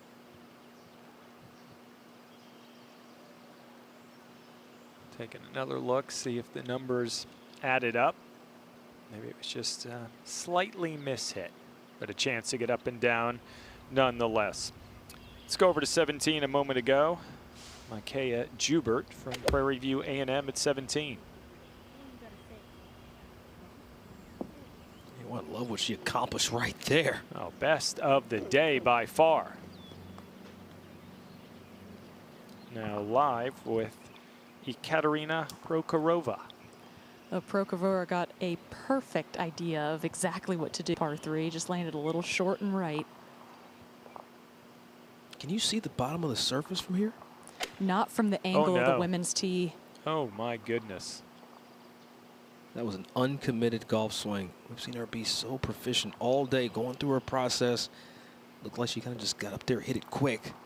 I will say I can see Ekaterina's ball from the tee, meaning the lie looks, she could be getting away with this one, at least with a 4. We had a great shot of it, Amelia, right on cue. That looked like trouble all over it. Not that it's great by any means, but that's the best possible second that we're going to see from left of the 17th as we watch Emily Main. Will follow her tee shot with Top Tracer technology presented by Chase Sapphire. Now, this is a big moment for Howard to be able to hit a quality shot here from Emily Main with Ekaterina out of position.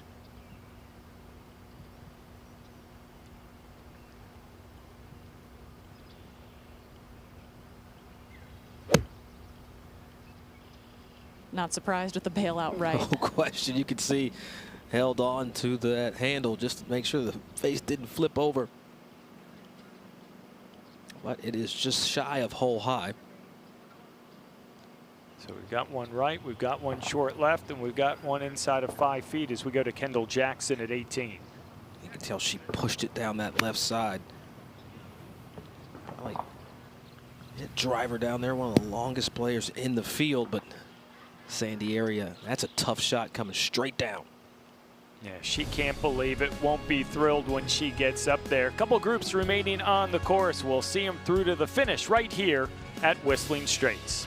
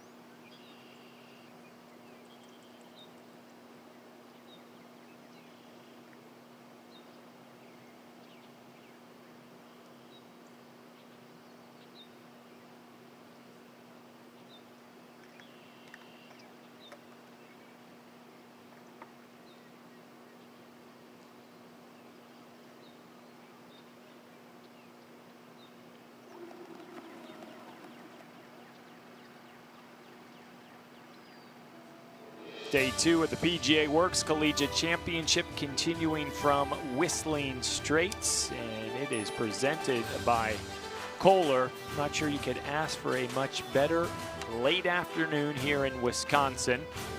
Early May for one of the premier championships in college golf. We go back over to 17. Prokhorova, apparently, at least from the lie, caught one of the biggest breaks of the day. Certainly did for Prokhorova. The key with this shot is not to get greedy. Get it out and play on that right side. There's a ton of green to work with. The ball is just sitting down slightly, so almost need to treat this like a bunker shot, 60-yard shot.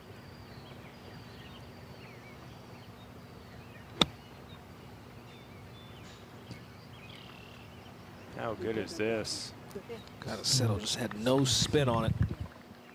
But all things considered, when you see left of 17, that visual, you saw the railroad ties, a fixture on Pete Dye design, sort of getting in the minds of golfers, doubting their visual, what they're capable of doing. All those little nuances when you tee it up on a Pete Dye design golf course. Over at 18, Kendall Jackson, her third from the Sandy area. Oh boy. Yeah, these sandy areas, you really have to get down on the ball. Very shallow attack angle, and a shot where that ball came to rest up against a rake. Let's go back to that final trio of women on the green at 17. Emily Main from Howard, Micaiah Jubert from Prairie View A&M, and Ekaterina Prokhorova from North Carolina A&T. Well, head coach of North Carolina A&T, Scooter Clark, he saw Ekaterina's ball and said, oh, we're still in the game. That was an excellent shot from Ekaterina to pull off. She didn't really play conservative either, was going right at the flag. I thought when it came off, Amelia, we thought it actually would end near the hole, but straight downhill past the flagstick. Putting back up the hill, though, for Ekaterina, which will be to her advantage. I mean, you walk away with a 4 here after being on the left side. It almost feels like a birdie with how good that is. You can see the head down, though, the body language. How do you stay positive when things are getting a little wobbly, Doug? That's a better question for Amelia. I spin out. But no, it's one of those things where you just have to get back into breathing. You know, get back into breathing. Look at the surroundings. Take your mind off of what's actually happening. Be present. We're going to watch Emily Main just off the green here at 17. The last 15 feet of this putt is so fast coming down into this bowl. Pace is super important. Does she have it out wide enough? Wow. It was a great read, Amelia. Great putt. A great pace. That's what's so important. Looked like she played it on the high side. It still broke off low. Let's go to 18, third for Marina. Lucky that ball came to rest, but very square-faced club pitching straight downhill. That one is going to leave me with a little head scratcher, Burko. Maybe she was trying to bump it into the hill. Now back at 17, her teammate Prokhorova trying to save her par. This is a pivotal putt for Prokhorova. Of course, you want to try and make it, but you don't get too greedy with it. Walk away with a 4. Just have good speed.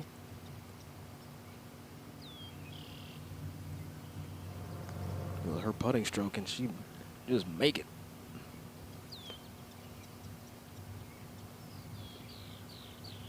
Tell you, Amelia, her pace today has been perfect. That showed there. I think 4 is a great score. Honestly, for what she did off the tee, she should hold her head high if she gets out of here with 4. It's so impressive to be able to not get too rattled where you can hit that second shot in position, give yourself a chance at par. There's been no one who's missed it on the left side today that's walked away with the 4, so this would be really impressive.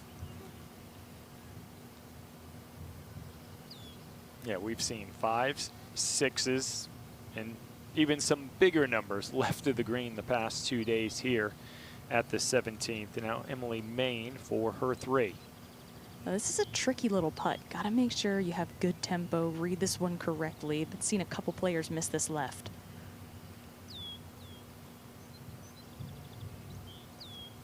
Not this one. Good 2-putt, low stress. Guess there is a way to leave this hole without the anxiety of big numbers. A little bit of work left for Ekaterina.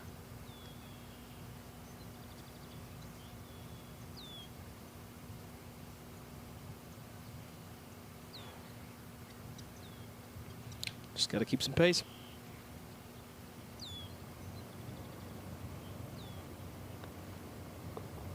I do love the length of her stroke. It's very unique. From one Aggie to another, Marina at 18. Oh, and just like that, 2 putts dropping for North Carolina A&T. And yeah, celebrate. What a 4, what a day for Paulina Marina, the junior from Moscow. Bogey-free, 4 under, 68 here on day 2.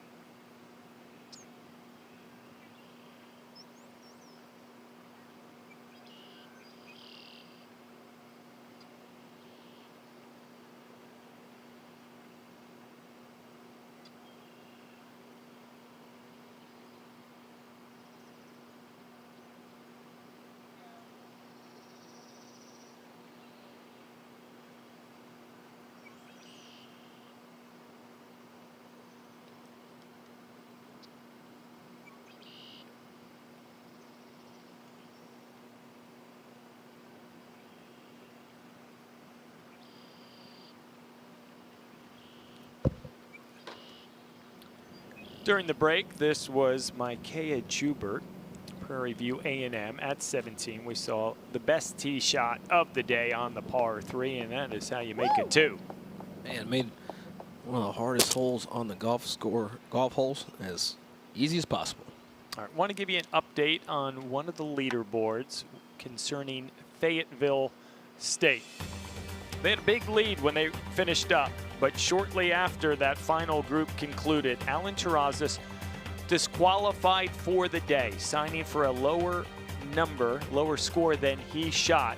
So what that means, he's disqualified from round number 2. So Fayetteville State had to count a higher score, now tied at the top with Kentucky State. For Terrazas, out of the medalist competition, but can still help the team score tomorrow.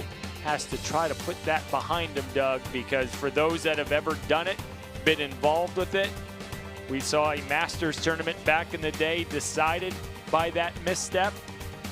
Things can get going quickly, and that race has gotten a lot tighter between Fayetteville State and Kentucky State tomorrow. I've been on the wrong side of signing for the wrong scorecard. It's just an inadvertent mistake you can make by not paying attention. This time it hurt more than just the player, hurt the team. As Kendall Jackson, long bogey effort at 18 and still work to do for her double. Yeah, Kendall just seems to be not herself today, not herself this championship. Used to the big smile, pep in the step. A little different on this beautiful evening in Wisconsin.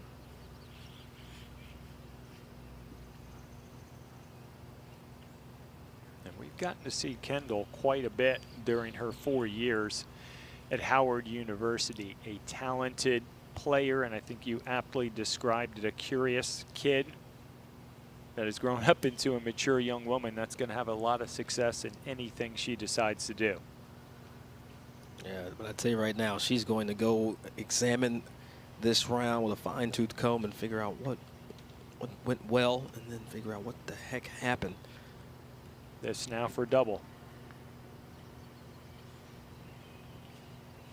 And as it's unraveling a little bit for her at 18, the impact it has on the team score for Howard, because Linnea Moffitt, 13 over, 85. So those were 3 costly strokes for the Lady Bison in that team component. You can see there from Kendall, she looks like she let herself down, but she also feels that she let her teammate. There's no worse feeling in team golf than letting your teammates down. So the green now opening up at 18. We make our way back down the fairway here at the par 4 finishing hole. A couple of groups still to finish on this Tuesday. We're going to watch Marley Franklin from Howard.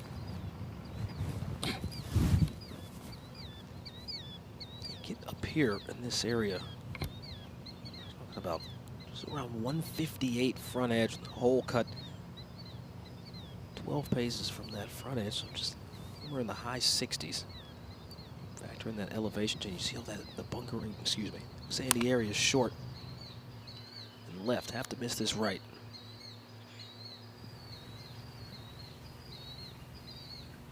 That's a down breeze shot as well. So you think you get a little help, got greedy on the number. But is it as much about the line, the target, the conservative play that short right doesn't hurt you? No, but you also have to pick the club that you miss long. Like you have to err the back half of the screen. Second on the way for Mouton. Power in this shot, in that swing. Perfectly playing the pitch. I think each woman in this group was trying to hit that front edge number. And this is Brianne Briggs, and not position A. Tell you what, if you don't swing hard enough at this could go anywhere. Mission accomplished. Forward. That's all you want to do from there is go get it forward.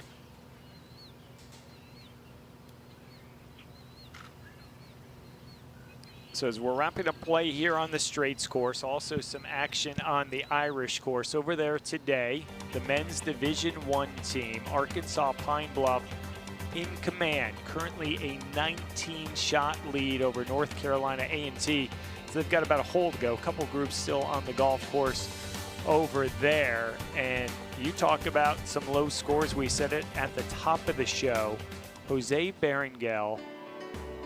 How about that, Doug? Out in 32, 4 under. 4 more birdies on the back 9.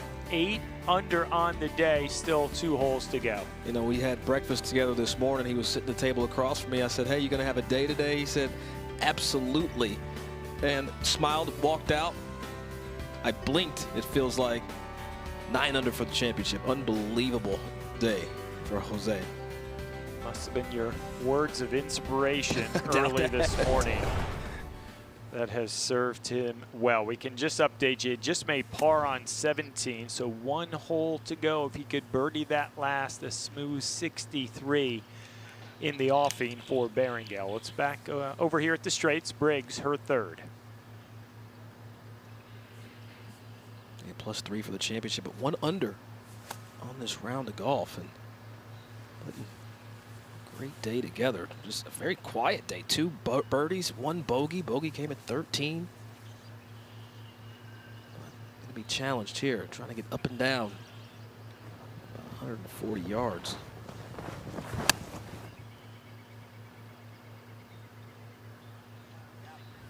Got her at 10. Oh, no. Saw Kendall Jackson over there a short time ago. This sand, how heavy it is. It's not like powdery and that fluffy stuff that you see in Florida. This is a very rugged river type of sand that is dense, and you need speed. They make their way to the green at 18. Final group on the tee, some 400 yards back. You see Emily Main there. Ekaterina Prokhorova and Micaiah Jubert from Prairie View A&M set to go, coming off that birdie at the 17th. Oh, we did not see too many birdies in the 17th hole. It was an excellent shot by Joubert. There's two options you can take on the tee. You can either hit something just shy of 195 down the right. You'll have a longer shot in. It's a wider fairway, though. Or you can go down the left, and that will cut off about 20 yards. It is much more narrow, about 230 to that run out. Mila, which way do you like? Would you play? You take the longer shot? It's interesting with this hole location, the angle into the green is pretty similar with how much you have to work with. It would all be what I felt comfortable with off the tee in my practice rounds and how comfortable I am with my tee shot that day. Now this is down the left side, high ball flight that needs to carry those bunkers. Good kick forward. That turned out way better than it sounded like it would. That's split in the middle. If you have a perfect number, something that carries the bunkers on the left, which is about 200, and then stays short of the 230, then you go with that left side. You take advantage. If you're in between clubs, you just have to go right. Emily Main next to go.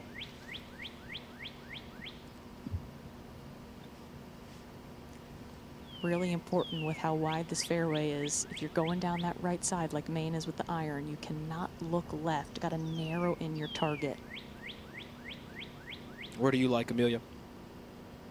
Down the right side. I just had the right chimney of the pro shop clubhouse. Good one there for Maine at the last. Continue to see a handful of smiles, some more action.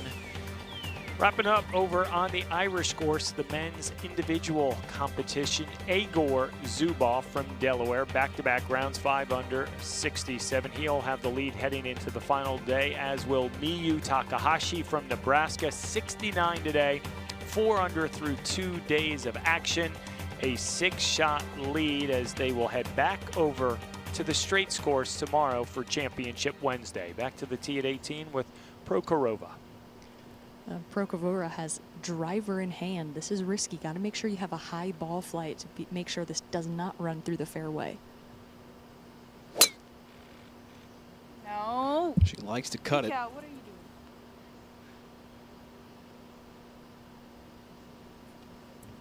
Kind of found herself in the middle of two with that club and that shot shape. Left probably wasn't going to be the advantageous way to go. I mean, she's been putting and playing so beautifully today, and she's only made that bogey back at the par 5 and on 16 and just, I don't know, let it go the other way. Maybe the door opened up a little bit for Howard. Can they gain a little ground on the last? We'll find out when we come back to Kohler.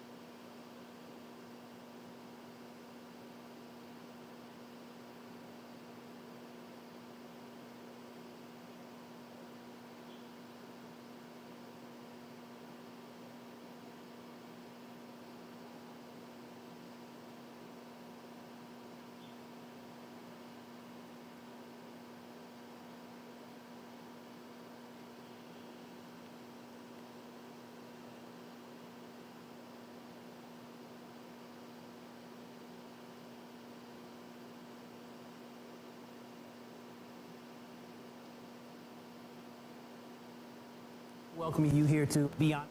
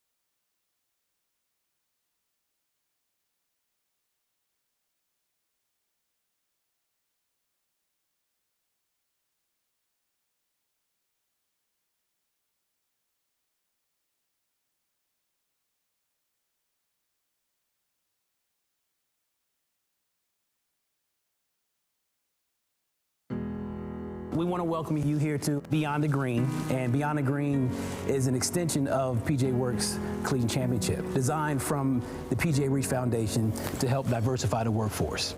We are making sure the students here at Beyond the Green see themselves having careers in golf. We've got a great group of kids from the Milwaukee area, introducing them to the game of golf, exploring career opportunities, things like that. I want them to see that I could be a golf sales rep, I could work on a golf course crew, I could work in a golf shop, I could become a golf instructor and teach golf. I learned that there's a lot more media in golf than I thought there was. There's the lawyers and there's like the whole team behind a player.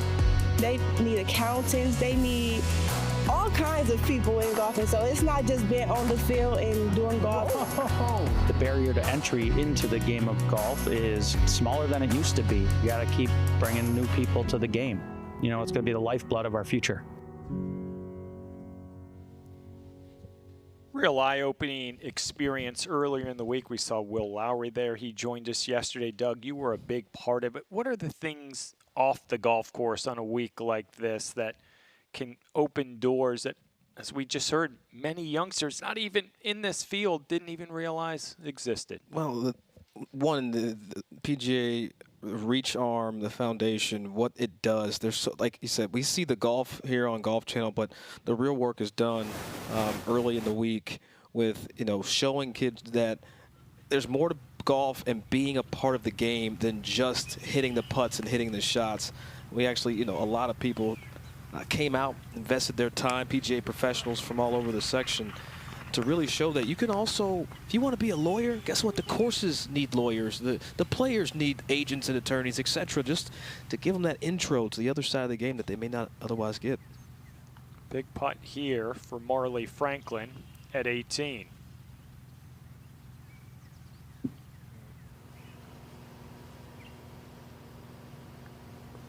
So that ends up being a 10.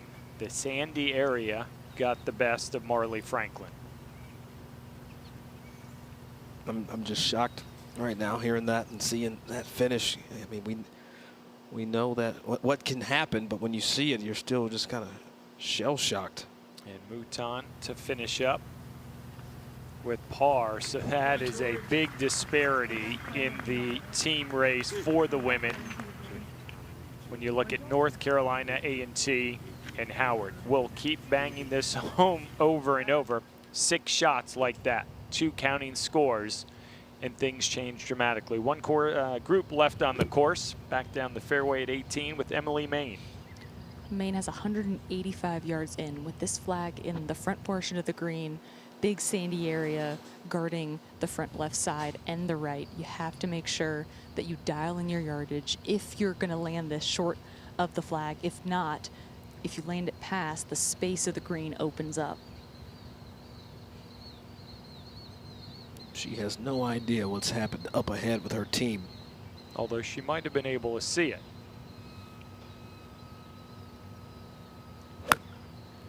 Oh, that came out low. Oh, she might get away with this one. That's headed right, though. Well, she did not find the sandy area.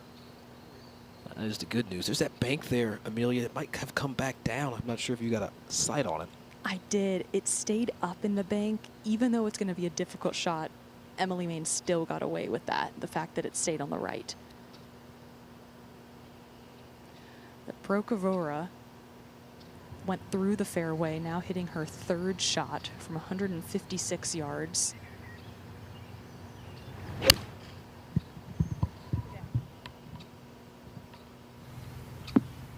What, that was a great strike.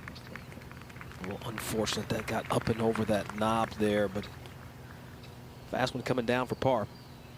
But the decision off the tee has put her in this spot. There's no other item to point to than that tee shot selection. I mean, if you have to pull off almost a miraculous shot to thread it down there, Amelia, that's just a tough play. It was surprising considering you play a practice round, you think you know the furthest distance you need to be. Shot from Micaiah here, just clears the bunker. a nervous moment. In fact, I think she was biting the fingernail, hoping. It's all right. You catch a good break, you run with it, the big smile on the face, walking down the fairway here at Whistling Straits. Today's coverage of the PGA Works Collegiate Championship is brought to you by Chase Sapphire. Upgrade your travel and dining experiences with Chase Sapphire. And by Kohler, helping people live gracious, healthy, and sustainable lives.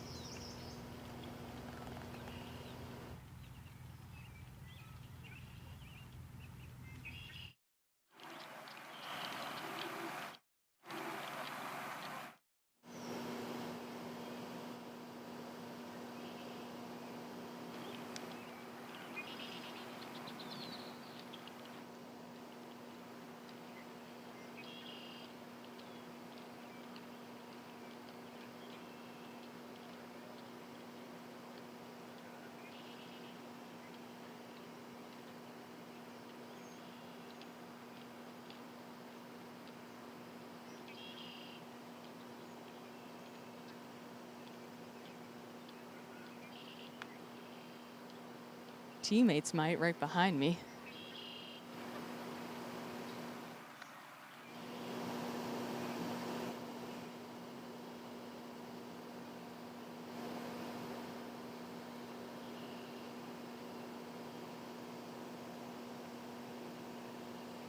I know, very good timing.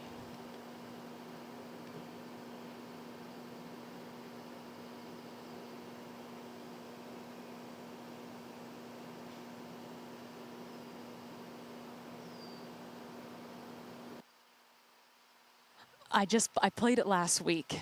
Yeah, missed it by 3, but that's okay. Yes, 36 holes. It was at Duke's University course, and I think every shot was a downhill lie.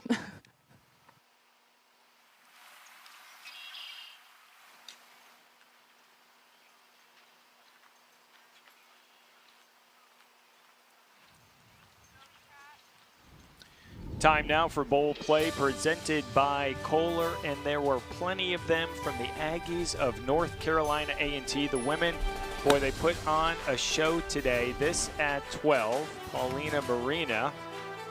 One of the many quality shots we saw in this back nine. Anytime you hit it close here, you got to pay it off. How about Ekaterina Prokhorova for her 3rd consecutive birdie, this one at 12. Her putter was it just worked. There's no other way to describe it here through that middle part of the round. Tori Mouton also chipping in, this for birdie at the par 5 16.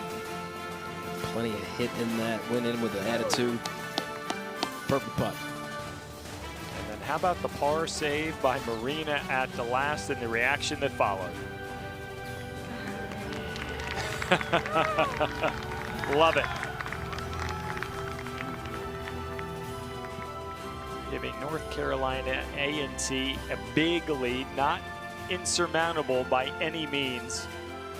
Heading into tomorrow's final round, is still a little bit to be determined here. One group remaining on the golf course. Looks like it's going to be Emily Main first to go from right of the green.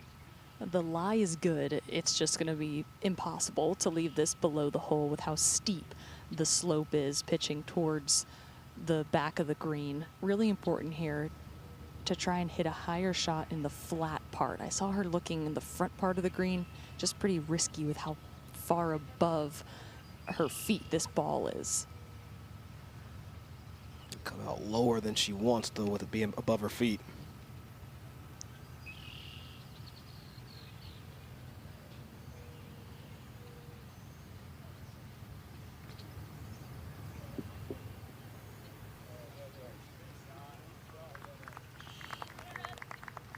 Smart shot.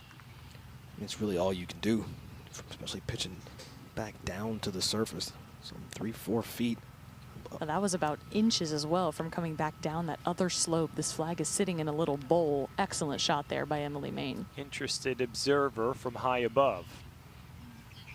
I feel like that domain is his domain. No question. Look like it's almost lunchtime or dinner time. It should be Jubert. See if she can finish with back-to-back birdies. Right on the top of this second tier for Jubert. This is going to be a very quick putt, all about dialing in the pace. Should start to pick up some heat in here, but tentative stroke. But we've also seen virtually every player from up there come up short and low. So maybe fooled into the fact not as quick as it appears. When you look at the overall tilt of the land, you're going kind of putting toward the clubhouse, but still uphill past kind of the surface where Main is crouching down right now.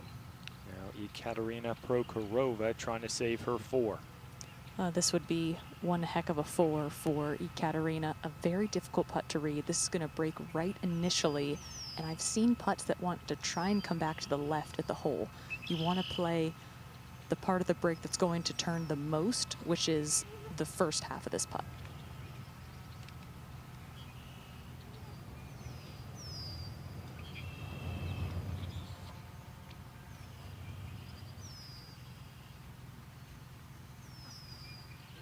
Tremendous distance control, all back 9 on the greens.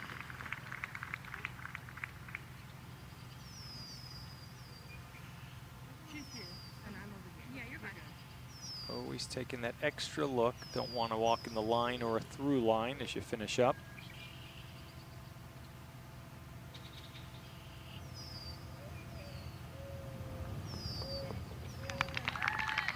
Fun to watch her and the entire North Carolina A&T team this afternoon here on the Straits course.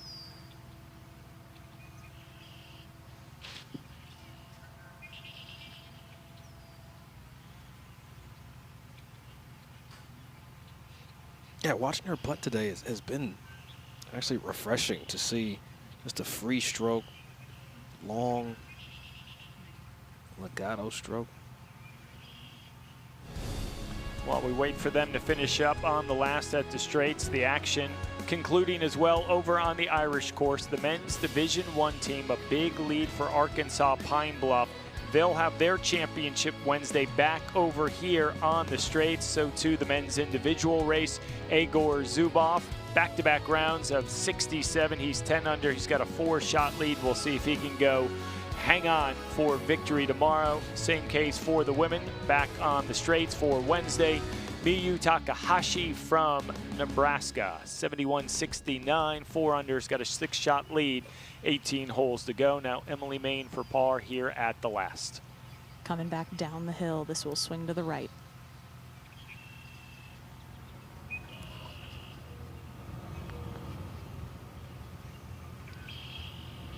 And there's the right that Amelia was talking about, never high enough. It was also really neat to see the men's team from North Carolina A&T watching Ekaterina finish. It's always such a privilege when you get to play a college event where both the men's and the women's team are playing at the same time to get to root them on. Well, that will conclude the day for Emily Main from Howard University. Had some moments during that round where she might get out of here with a closer round to par, but 76 is the fate, and she's at 4 over for the championship. And now Jubert for her par here at 18. See if she got a read from Emily Main. Play high enough out left. Doesn't look like she started it left at all. Yeah, just a little push there. She's been great spirits, though. It's been fun to watch. Smiling down the entire fairway with head coach Misha Levenster. Yeah, it's part of the fabric of this championship for the men and women in the field. Doug, you lived it. You were a champion. You are a champion. Always will be. But it's the experience that goes well beyond what happens inside the ropes for 5+ hours. Well, you know what? It's the connectivity. I think that's one of the things that we're not discussing. These teams were all staying over at the American Club, so there are team areas, not individual team areas, an area for the teams to congregate, communicate, meet and greet, talk to one another. So connectivity at the center of what we do here at PGA Reach. So they have wrapped up the day on the Straits course.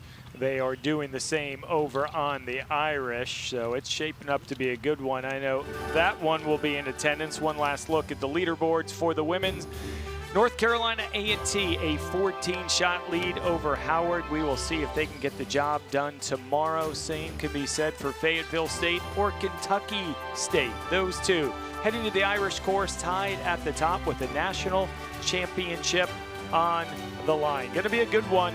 5 titles going to be handed out tomorrow here in Kohler, Wisconsin. A fun day, a good day. We're looking forward to another one tomorrow. Coming up next, Golf Central, all the news, highlights, and analysis you're looking for in the game of golf. And then be sure to come back for Championship Wednesday tomorrow at 4 p.m. Eastern, right here from Whistling Straits. Scott comes your way right after Golf Today. For the entire team, Steve Burkowski saying so long from Kohler, Wisconsin.